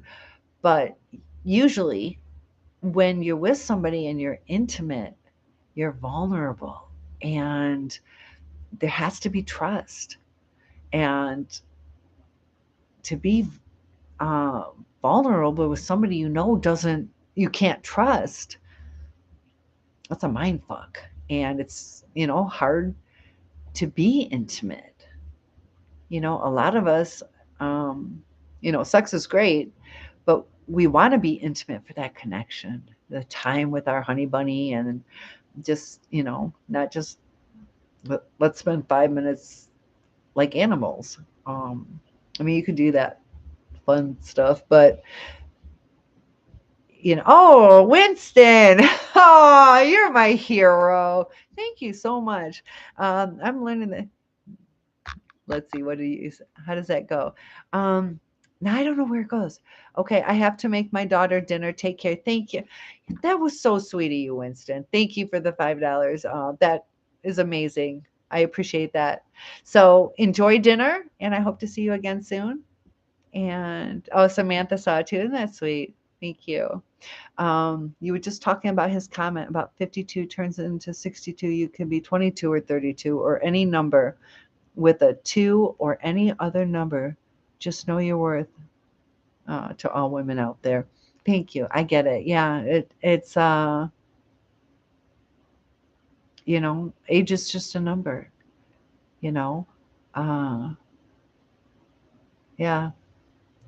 So, Samantha, that was a healthy sign. Sometimes we say the wrong things, and he's like, "Ooh, I'm thinking about this." So, if your husband said something, does he ever come back and say, "I get what you're saying. I did yell," or "Man, I got to talk to the kids. I shouldn't have yelled about those shoes. She really did try. She was trying to be my helper, your helper, but helping the family." And then, is your daughter going to want to help again? She feels like a fuck up now and cause mommy and daddy to hate each other. She's going to feel like it's her fault. So it's going to, I don't know. Uh, yeah, I know how bad it can get. Um, Mine were very controlling. I kind of submitted. Uh, the first one was more, Reggie. He was a state cop, could bench 550 pounds. Like, and I grew up where I was pretty much the, sub, uh, It's like when you're in a good family, it wasn't perfect, but they had rules and you follow the rules, and um, they rewarded us when we were good, punished us when we were bad, and you know, uh, I raising kids can be difficult because sometimes they cause me to be naive and trusting. Uh, I tell the kids that all the time, that they are not the reason daddy acts like that. He is making his own choices. Yeah. Um, yeah. And you're not making excuses for him. You're just saying this is what he's doing. That's a good way to do it. And that's why there's something super special about you. Um, yeah, you're not blaming daddy. You're not saying your dad's a dick, or giving excuses where your dad drank too much last night, and they're like, well, he didn't drink this time and he was a jerk, whatever the reason might be. So you're handling it that way, and even ask them, how does that make you feel when that happens? Sometimes they have to tell you. They might not know the word anxiety, frustrated, probably know the word scared, but do they connect? Uh, yeah. And the only part that makes it super hard, because normally you can get things back on track. Let's just spend a little more family time together. People need their space, so not too much. You don't want to smother them, but it starts being taken for granted. Or during this devaluation stages, like, quit patronizing me. It's just taken a different way. It's that damned if you do, damned if you don't type thing. So, about the only thing is turn the tables, and don't be bitchy about it, but almost indifferent, where uh, we'll talk when you settle down, or direct on what the question was, and try not to use terms like you're gaslighting me. Um, you know, Instead of putting blame on them, say, um, I feel there's more to the story, uh, as opposed to you're a fucking liar, you're twisting words, and be careful on the technical terms. Um, so,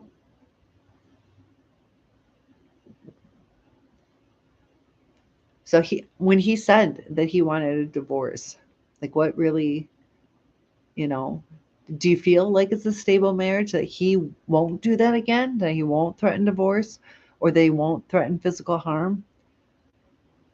Yeah, and I get it, because some marriages can be saved, some can, but it gets tricky uh, if he doesn't think he's doing anything wrong, because you know I know all the things I did wrong. Um, it was a reactive abuse, just like when we're talking to him. Uh, we go in that mode, and you've been in this for so long, that he was showing uh, that he needed not to talk more, but you really needed to talk, and there's got to be like a stop, take a deep breath, and redirect it, and understand, think of the reverse. you know um, he'll never be right. uh, Nathan says, yeah, it won't work. um, and how I keep talking about the kids, it is December 14th. We started school September 9th, 7th, September 7th. And every day, go sit down, don't touch the supplies, and over and over, and nothing sinks in. Nothing sinks in, especially with the more distractions. The narcissist, the more distractions, the more they're not going to follow the rules or take care of what they need to take care of. It's so odd. Like, I wish you guys could come to school with me and you would see exactly what I'm talking about. They'll agree. Yes, Miss Shirley, we promise we'll do better. Um, and they regurgitate everything. They want to be heard, so they'll say, we have to be respectful of others and we shouldn't talk because then we can't learn. And they can regurgitate everything. Uh, you know, that's all they're doing. They're not soaking it in. Uh, I'm starting to see that. Starting to see that, Nathan.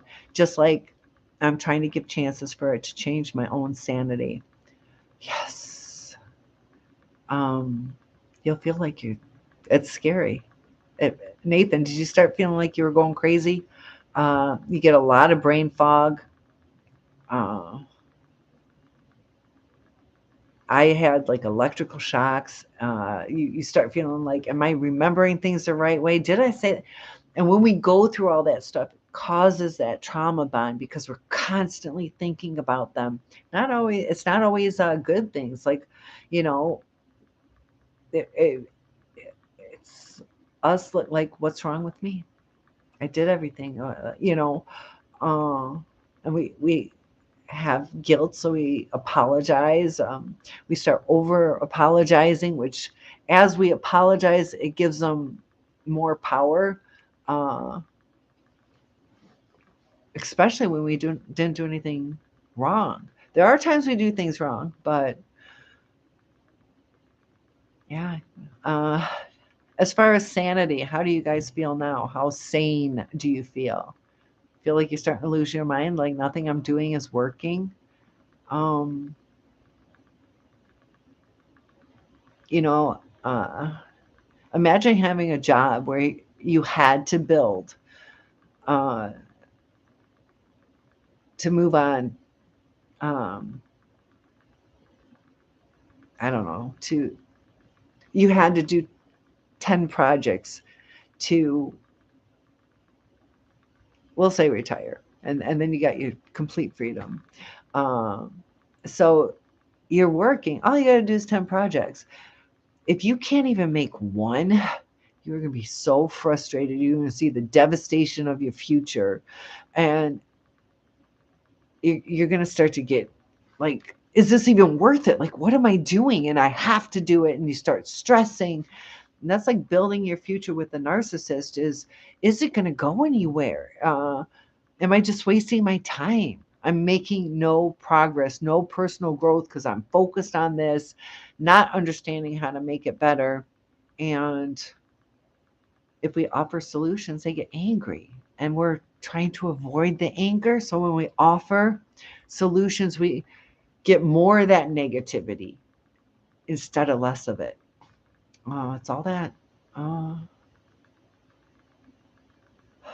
it there's not one hard cold solution because everybody's so different and different upbringings, different triggers. I could say, take them out for some ice cream. And that might be the worst thing because you're thinking, okay, that's good, ice cream and a walk. We can spend the day holding hands and eating ice cream. That could be a trigger. Maybe he was only allowed vanilla and all the other kids in the family got to have whatever they wanted. And you're like, ice cream? That was the trigger? You know? And they won't express it. And so, I don't know, Samantha.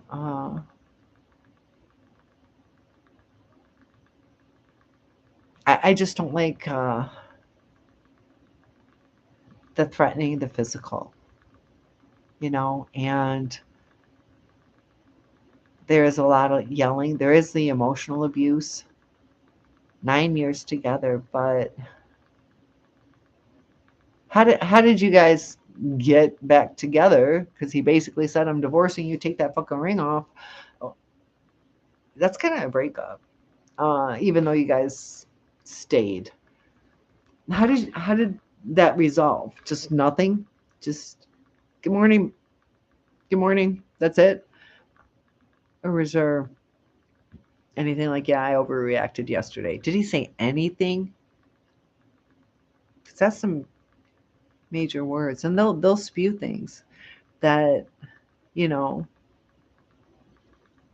whatever it is they say, it's trying to get jabs at you, to cut you down. I don't know if I said the yeah, I did. How the narcissist, they're just in love with themselves, and they, in the beginning, they see that reflection in you, something beautiful. But as time goes by, they just see the ugly that they've put into you, that you've absorbed, and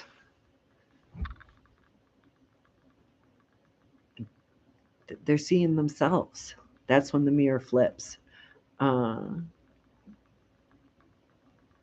and you're looking in that mirror, and you're like, I I don't like how I feel. I don't like how I'm acting. I don't like uh, how they're acting too. But it changes how we act. Like on that day for the shoes, you're like, hey, let's just get, it'll be okay. It's not that big of a deal. It turns into this huge deal. Yeah, and a screaming match. And he does it so much now, and he never said sorry. Or, I love you. I want to be with you.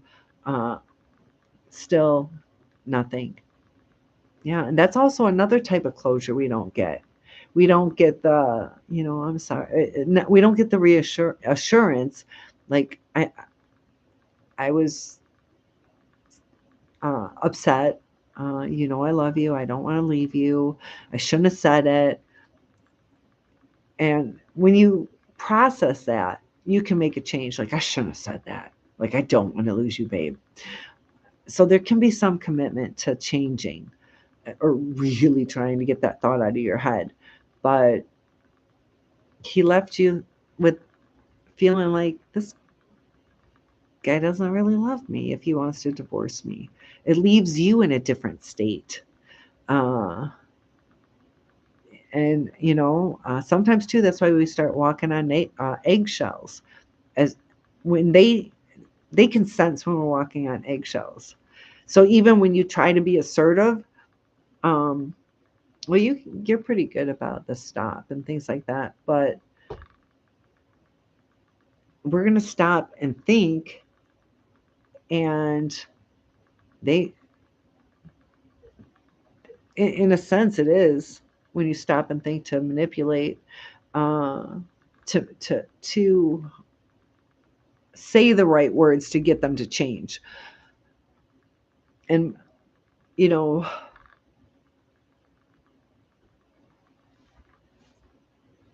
we should all, we all have this free will. That's what makes humans humans, is that free will. But we're not the only one in the universe. So everybody's different, you know. Things change in life. And Samantha, are you guys going through, and you don't have to answer, like something that's stressing him, that he's acting out, or he's just kind of like, little kids, 3 kids, uh, can be kind of difficult. It sounds like you probably take care of them most of the time, but you have a 2-year-old. I don't know if is a 2-year-old being a 2-year-old a little too much. Because sometimes frustrations can make it worse. But so Nathan, you were monkey branched, and how did you find out? Samantha says the only time he said "Don't leave me" was when he picked up our 2-year-old by his head. Samantha, like this way, he picked our 2-year-old up by his head because he was screaming, because the baby thought it was funny to scream for a second. Then stopped, then screamed again. She kicked you out. I'll be right there, Nathan. I'm not like him. Uh, the only time he said, "Don't leave me," was when he picked up our 2-year-old by his head because he was screaming, because the baby thought it was funny to scream. And then stopped the scream. You can't pick a baby up by the head.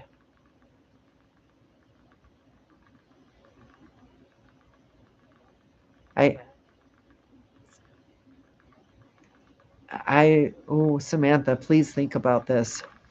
Your neck is connected to, you got your spinal cord. If you break your neck, you can be paralyzed. Um, that I mean, you, if you sever that spinal cord, you're dead. Uh, and if the kid was, it sounds like he was a silly scream. Um, so he probably wasn't wailing around as much, but Samantha, please think about this. Um, so Nathan was saying that she kicked him out and her attitude just changed. Yeah, during that discard, you can sense it. You can sense it. And they can be so cold. She was telling me her coworker was giving her attention when we were together. I knew something was up. And when they tell you, listen, um, yeah, listen to, a lot of times they tell them themselves, you can see she liked the attention. Well, so I guess sometimes too, it can be where you don't like it. And that's where it gets confusing too, is so many things can be taken the different way, but uh, you could usually tell by facial expressions or tone.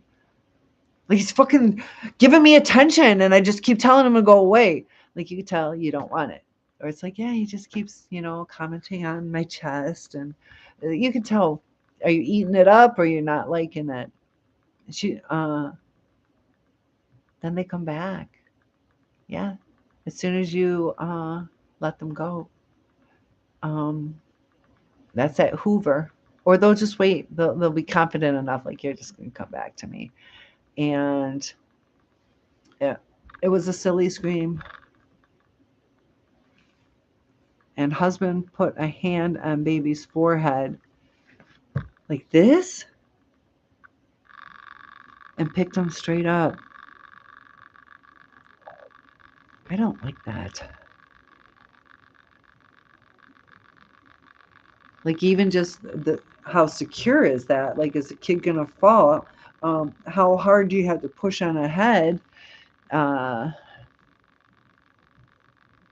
and babies' necks. I don't know how the baby was, but like, you gotta be real cautious with baby's neck. Their brain, their skull hasn't even solidified. We're born where our heads are separated, and then they fuse together. Um, you're squishing that. Okay, that is not a good way to pick a baby up. Uh,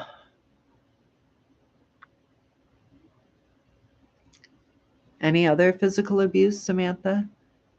Wheeler says, or Nathan says, everything she did, she wouldn't do anymore. Yeah, I won't do it again. I won't. And Nathan, did she do it again? Um, Once she discards the main supply, they will stay in touch, is what Nathan says. Yeah, once they discard, or even just devalue. Remember the monkey branching? So when they're in the devaluation stage, they can get in contact too. So Samantha cussed him out and told, uh, I cussed him out. So Samantha cussed him out, which I get it, and told him he's done. He's never to be trusted with the kids anymore. And I explained what could have happened, told him that he could have really hurt the baby. And you're right. But Let's look at your. Oh, and told him he's. I'm thinking you mean done, not doing. He's doing something wrong, but you cussed him out, so you took charge, okay, and you became dominant and told him he's done. Fuck you, you're done. But he's doing it again. He's never to be trusted with the kids anymore. He watched the kids while you went to buy shoes. Wasn't he in the car with the kids when in that audio clip? So he's seeing you're backing out of your boundaries. And I'm not trying to be disrespectful. I'm just analyzing it so you can see what I'm seeing as an outsider. And I explained what could have happened. So you took the time to educate him, make wiser choices, which is good. People like choices. Told him he really could have hurt the baby, and he'll see that as scolding.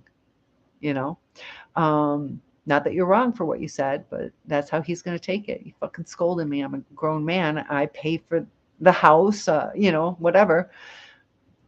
Uh, See, this is, you told him to leave, but he wouldn't leave.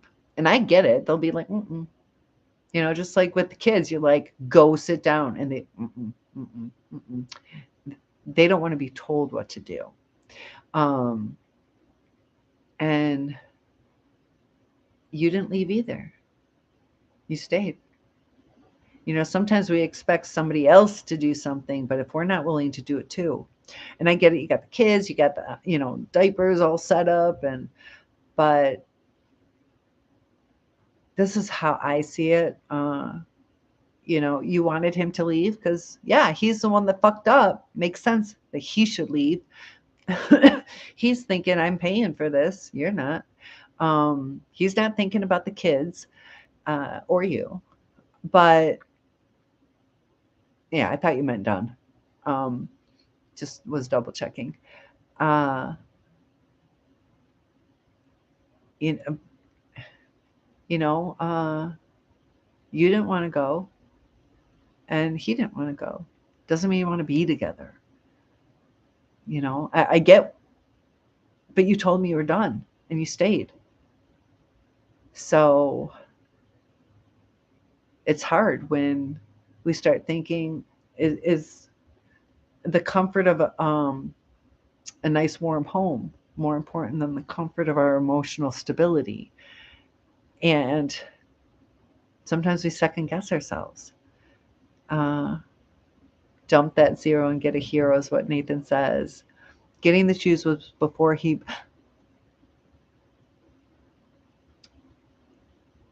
When. Oh.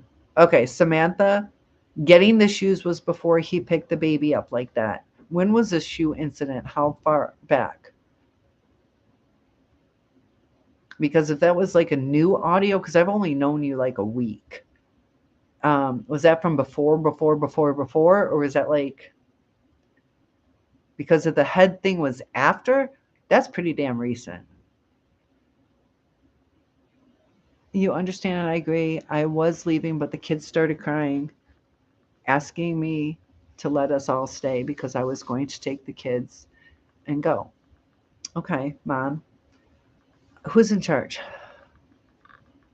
You know, make a logical, not an emotional decision. Um, when the kids cried, they tugged at your emotion, and your kids don't mean anything bad by it, but it is these things, manipulation. We all have to manipulate our.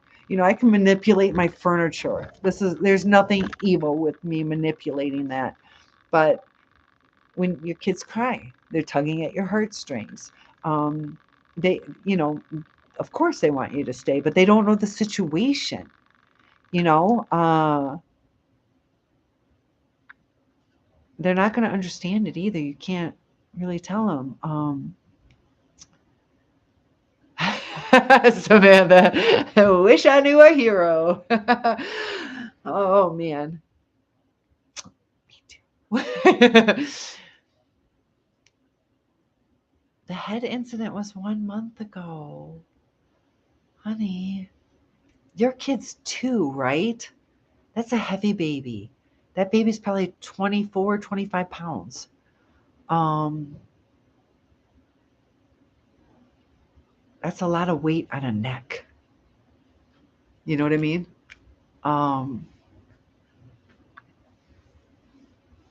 you have recordings from over the last 3 years. That was just 1 month ago. Uh, that's that's physical abuse. That is physical abuse. 35. I almost said 30, but it's been so long since I had a kid. Uh, yeah, mine was probably around 30 at 2, but I'm also tall, and so I don't really know. Uh, 35 pounds, you breastfed. Yeah, the little chunky chunks. I breastfed too, but they starvation mode. I'm just kidding.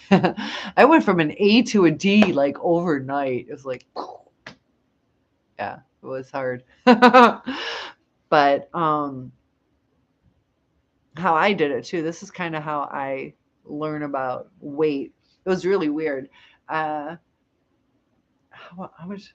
Pretty much, it was like, I guess the first couple of years would be like 10, 12, but just for easy memory, first and second year. But when I was a kid, I was like 30 pounds when I was 3, 40 pounds when I was 4, 50 pounds when I was 5, 60 pounds, and all the way up to 80, and even 90 when I was 9.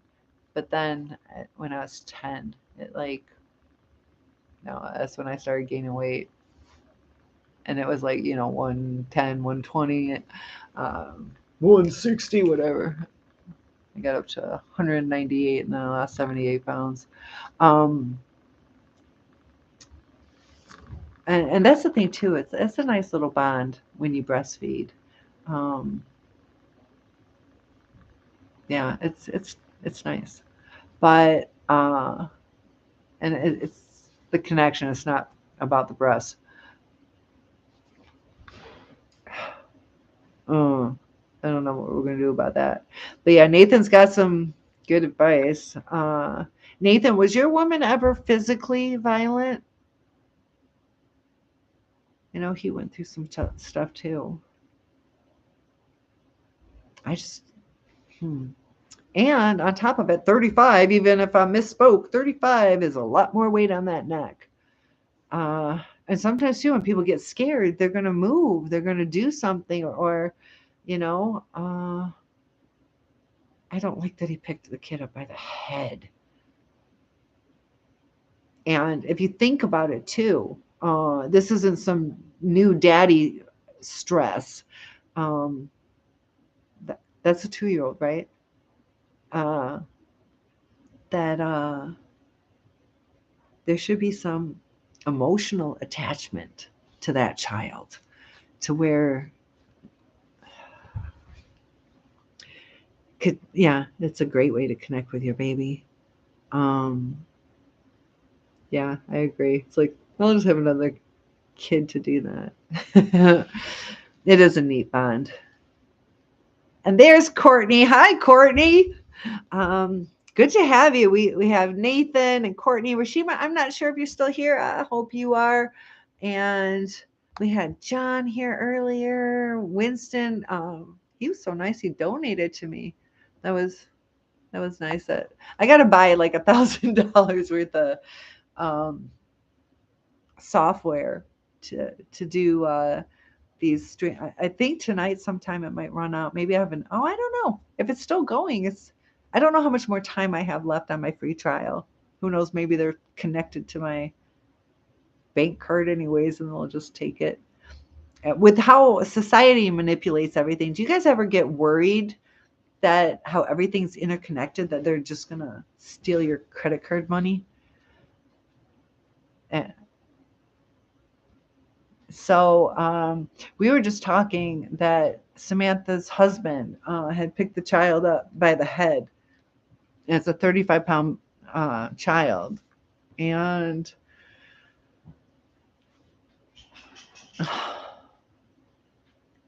it scares me. I asked Nathan if his person was ever any of you guys, were you with physically abusive as well? Because that's like a double whammy. Yeah, and he threatened, told her he wanted a divorce and told her she had to take her ring off, but then acted like nothing happened. I believe he said the next day, "You have to get your children washed up and ready for bed. I will be listening and chime in if my name is called." Okay, Samantha, take care of those sweet little angels.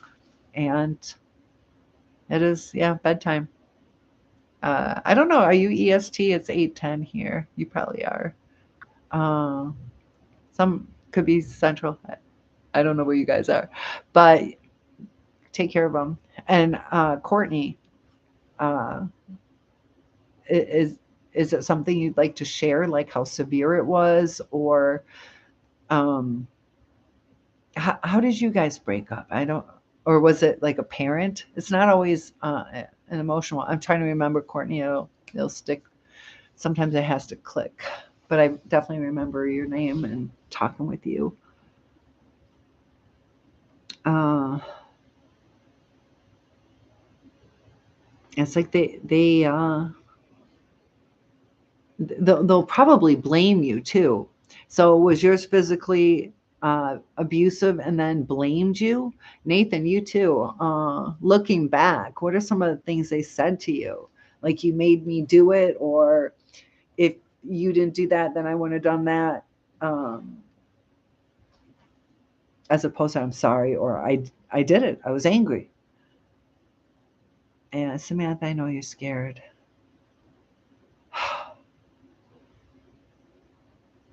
Okay, so Samantha says, I'm scared. I'm just scared he's going to hurt me out of frustration. I am just needing to speak with attorney to figure out what I need to do the proper way. Um, I don't know if you have a place you can go and get a personal protection order. The kids are involved, so he's going to get angry. Uh, and John's here saying, do just that. But she's got to play her cards safely. Like, he's already physical. Um, and the things too, he said, I'll throw you out the window. It's not, look, I'm gonna um, bitch slap you. He's going to the harsh things, putting the fear of God in her.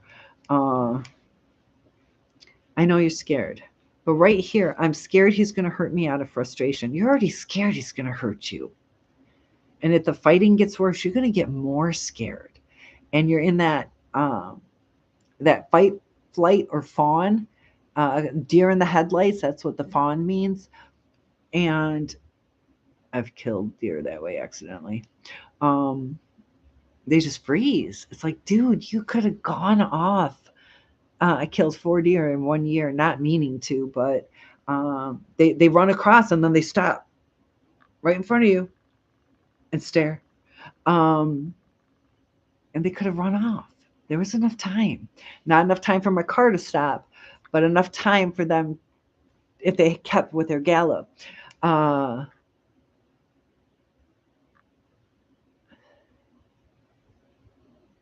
you gotta pick your battles, and if it's scaring you, you're gonna be walking on eggshells. Your energy's gonna be off. Your kids are gonna feel the energy's off, and Courtney says, I had to get the cops involved a few times. He tried choking me, and I had to change my location, my job, and my car. It took 2 years to fully get free. And uh, John says legal assistance is the best choice sometimes. Um, yeah, with the cops. You can get personal protection orders. I believe they're like $10. They might be $20 now. Depends on where you are, all those things. So Samantha, you could probably, come up with $10, $20 if you're ever allowed to do grocery shopping, and you just, I don't know if you, with all the credit cards too, you don't want it traced. We don't have cash as much anymore. But you also have to remember the person, Uh, are they going to follow that personal protection order? Um, I was always afraid of doing things like that. Mine weren't really physically abusive, but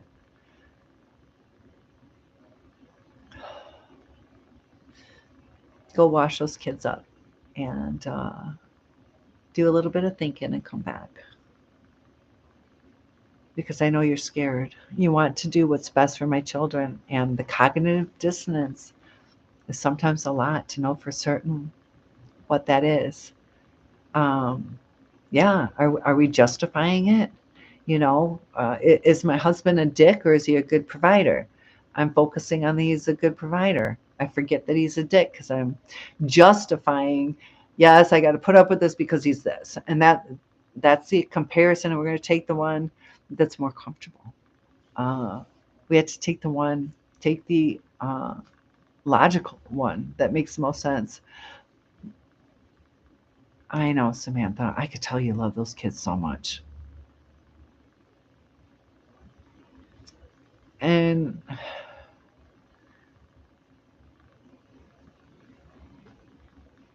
I know, yeah, spend some time with them. Come back. Uh,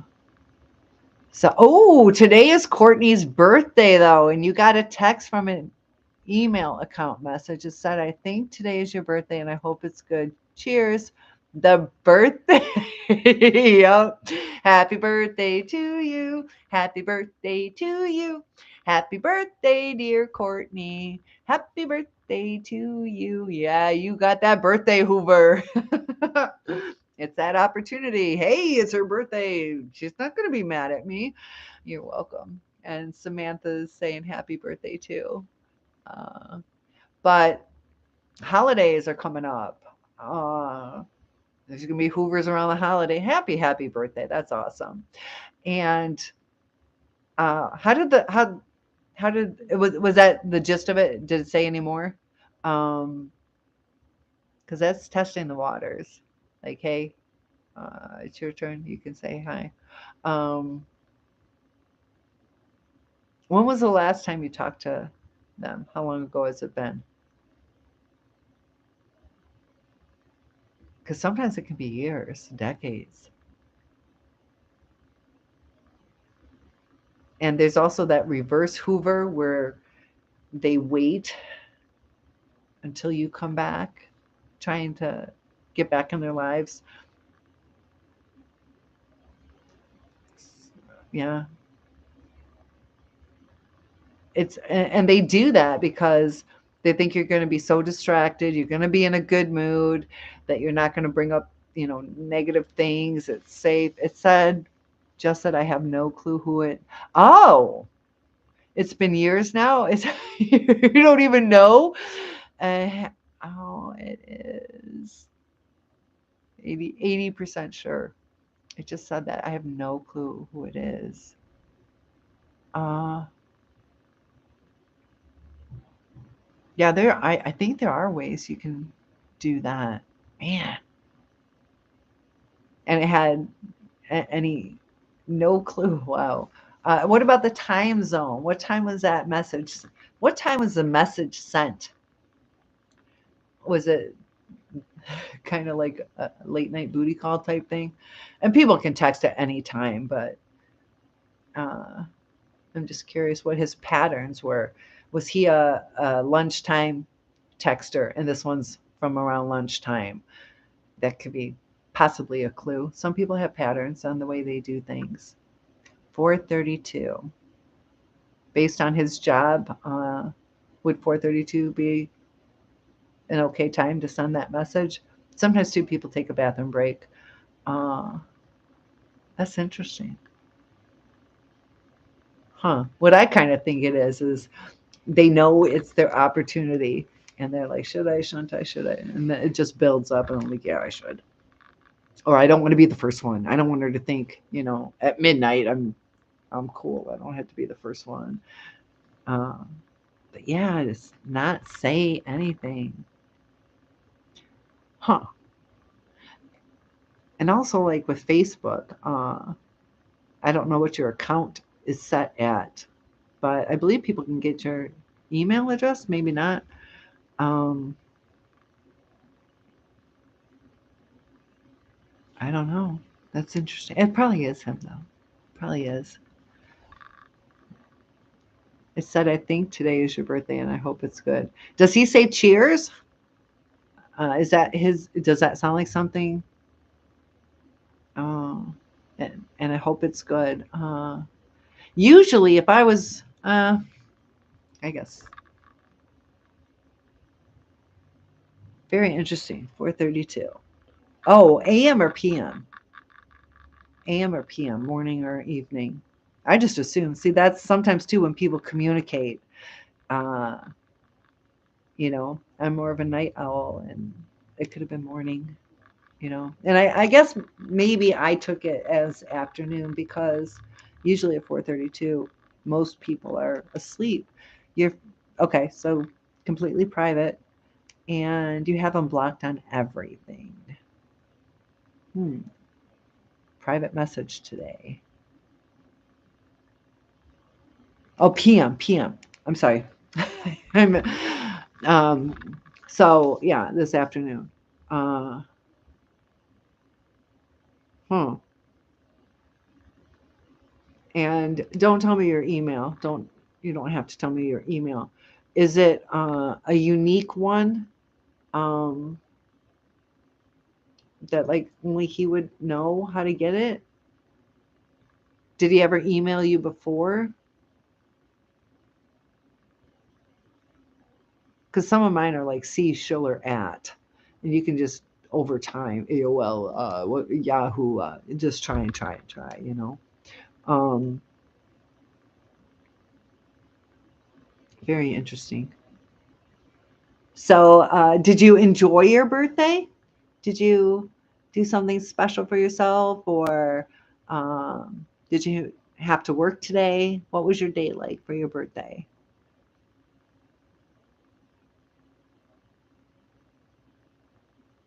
It was your phone text message. He sent it via email. Yeah. Um,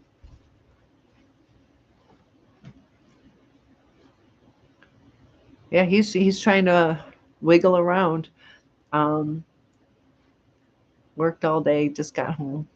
I could feel Yeah, I had a late day today too. I stayed after teaching English as a second language. So I'm glad you're home now. It is time for you to just relax, or are you going out? You probably have to work tomorrow, but just sometimes relaxing is good. I know for me, sometimes, people like taking baths or late night showers. For me, I have to take morning ones. Otherwise, it wakes me up too much. You get too invigorated. But it can be nice to relax for a little bit. Mm. So, who all is still in here? So, what are you having for dinner tonight, Courtney? My birthday girl. And then I haven't even eaten dinner yet. I came home and had a salad, and I uh, was gonna make something, but I'm like, I'm not hungry. But tonight, it's so weird. I eat a lot at night, not so much during the day. Don't, you start thinking like, why is that? Why is that we have certain patterns? Uh, you're actually a prolonged. Oh, you're a prolonged faster. How long do you go? Is it like where you fast? Does that mean that you don't eat until like 6 o'clock at night or 2 o'clock? I think that's what that means. Yeah, I used to think that somebody who fasted like starved themselves for like 20 days and had nothing. I know my friend's father, who is a surgeon, goes 30 days with just drinking water, and he loses like a lot of weight, but um he's a surgeon. I don't know how healthy that is. uh but there is some health benefits to it. Um You did 40 before. Did you have anything to eat? You had to have something like a couple hundred calories, or when you what is your type of fasting? Because some people do it, nothing before 2 p.m. and it kind of helps. But water with salt for 40 days? Hmm. Interesting. And for people watching, be careful if you're diabetic or have health things. Not necessarily suggesting you do or don't do this. Our body is pretty amazing. We do go into ketosis uh, too. How long was the Jesus fast? Hmm. Or are you saying that you're doing it because of the Christmas holiday? 40 days. I was 40 days. 40 days. Um, yeah. Wasn't Noah too? Was that 40 days and 40 nights? Was that the Jesus fast? Or it's been a while since I learned. I used to know all the stories. Now I know the gist. One. Okay. Uh, so yeah. And that's the thing, Courtney, in your healing process, uh, do what, you know, that might be reconnecting to yourself too during that time. You know, wow. How did you feel when you did that? Because I studied this one lady who uh, tried drinking a gallon of water a day and just eat 2 days a week. Okay. Okay. I can see it. Okay. So I thought you meant 40 days with nothing. Her father, that he, nothing at all. No, no days in between. I could see the 2 days a week.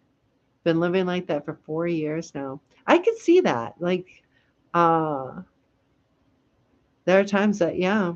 Uh, and do you feel much better when you do that? What do you feel like when you eat every day? Because sometimes I think we eat too much.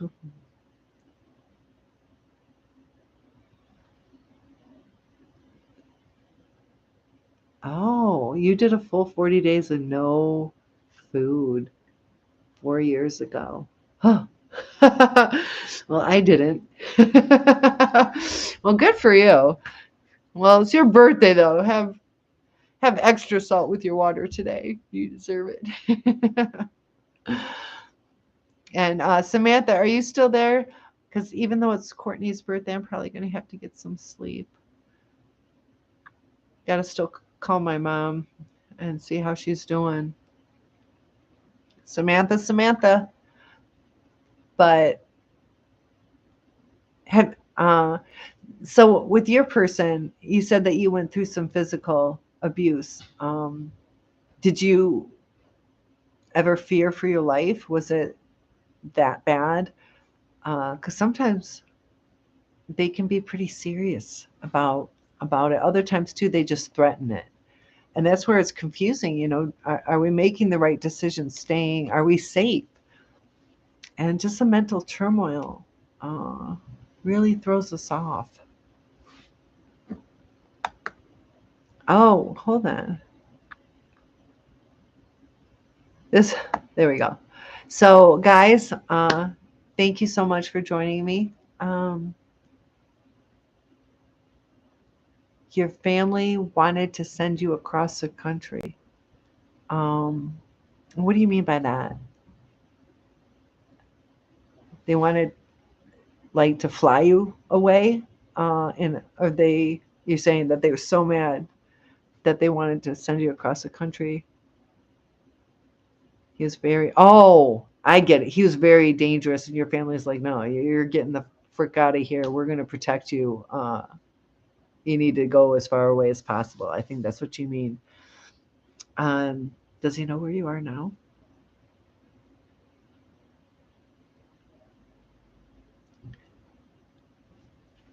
You're lucky you had the last name you do, if unless that's alias, but the last name is probably the most blessed last name. Might get frustrating growing up, kind of getting lost in the crowd. Everybody's a Jones or a Smith, but when you're trying to protect yourself, it's good getting lost in the crowd. Um, Not really. Okay, that's good. That's good. Um,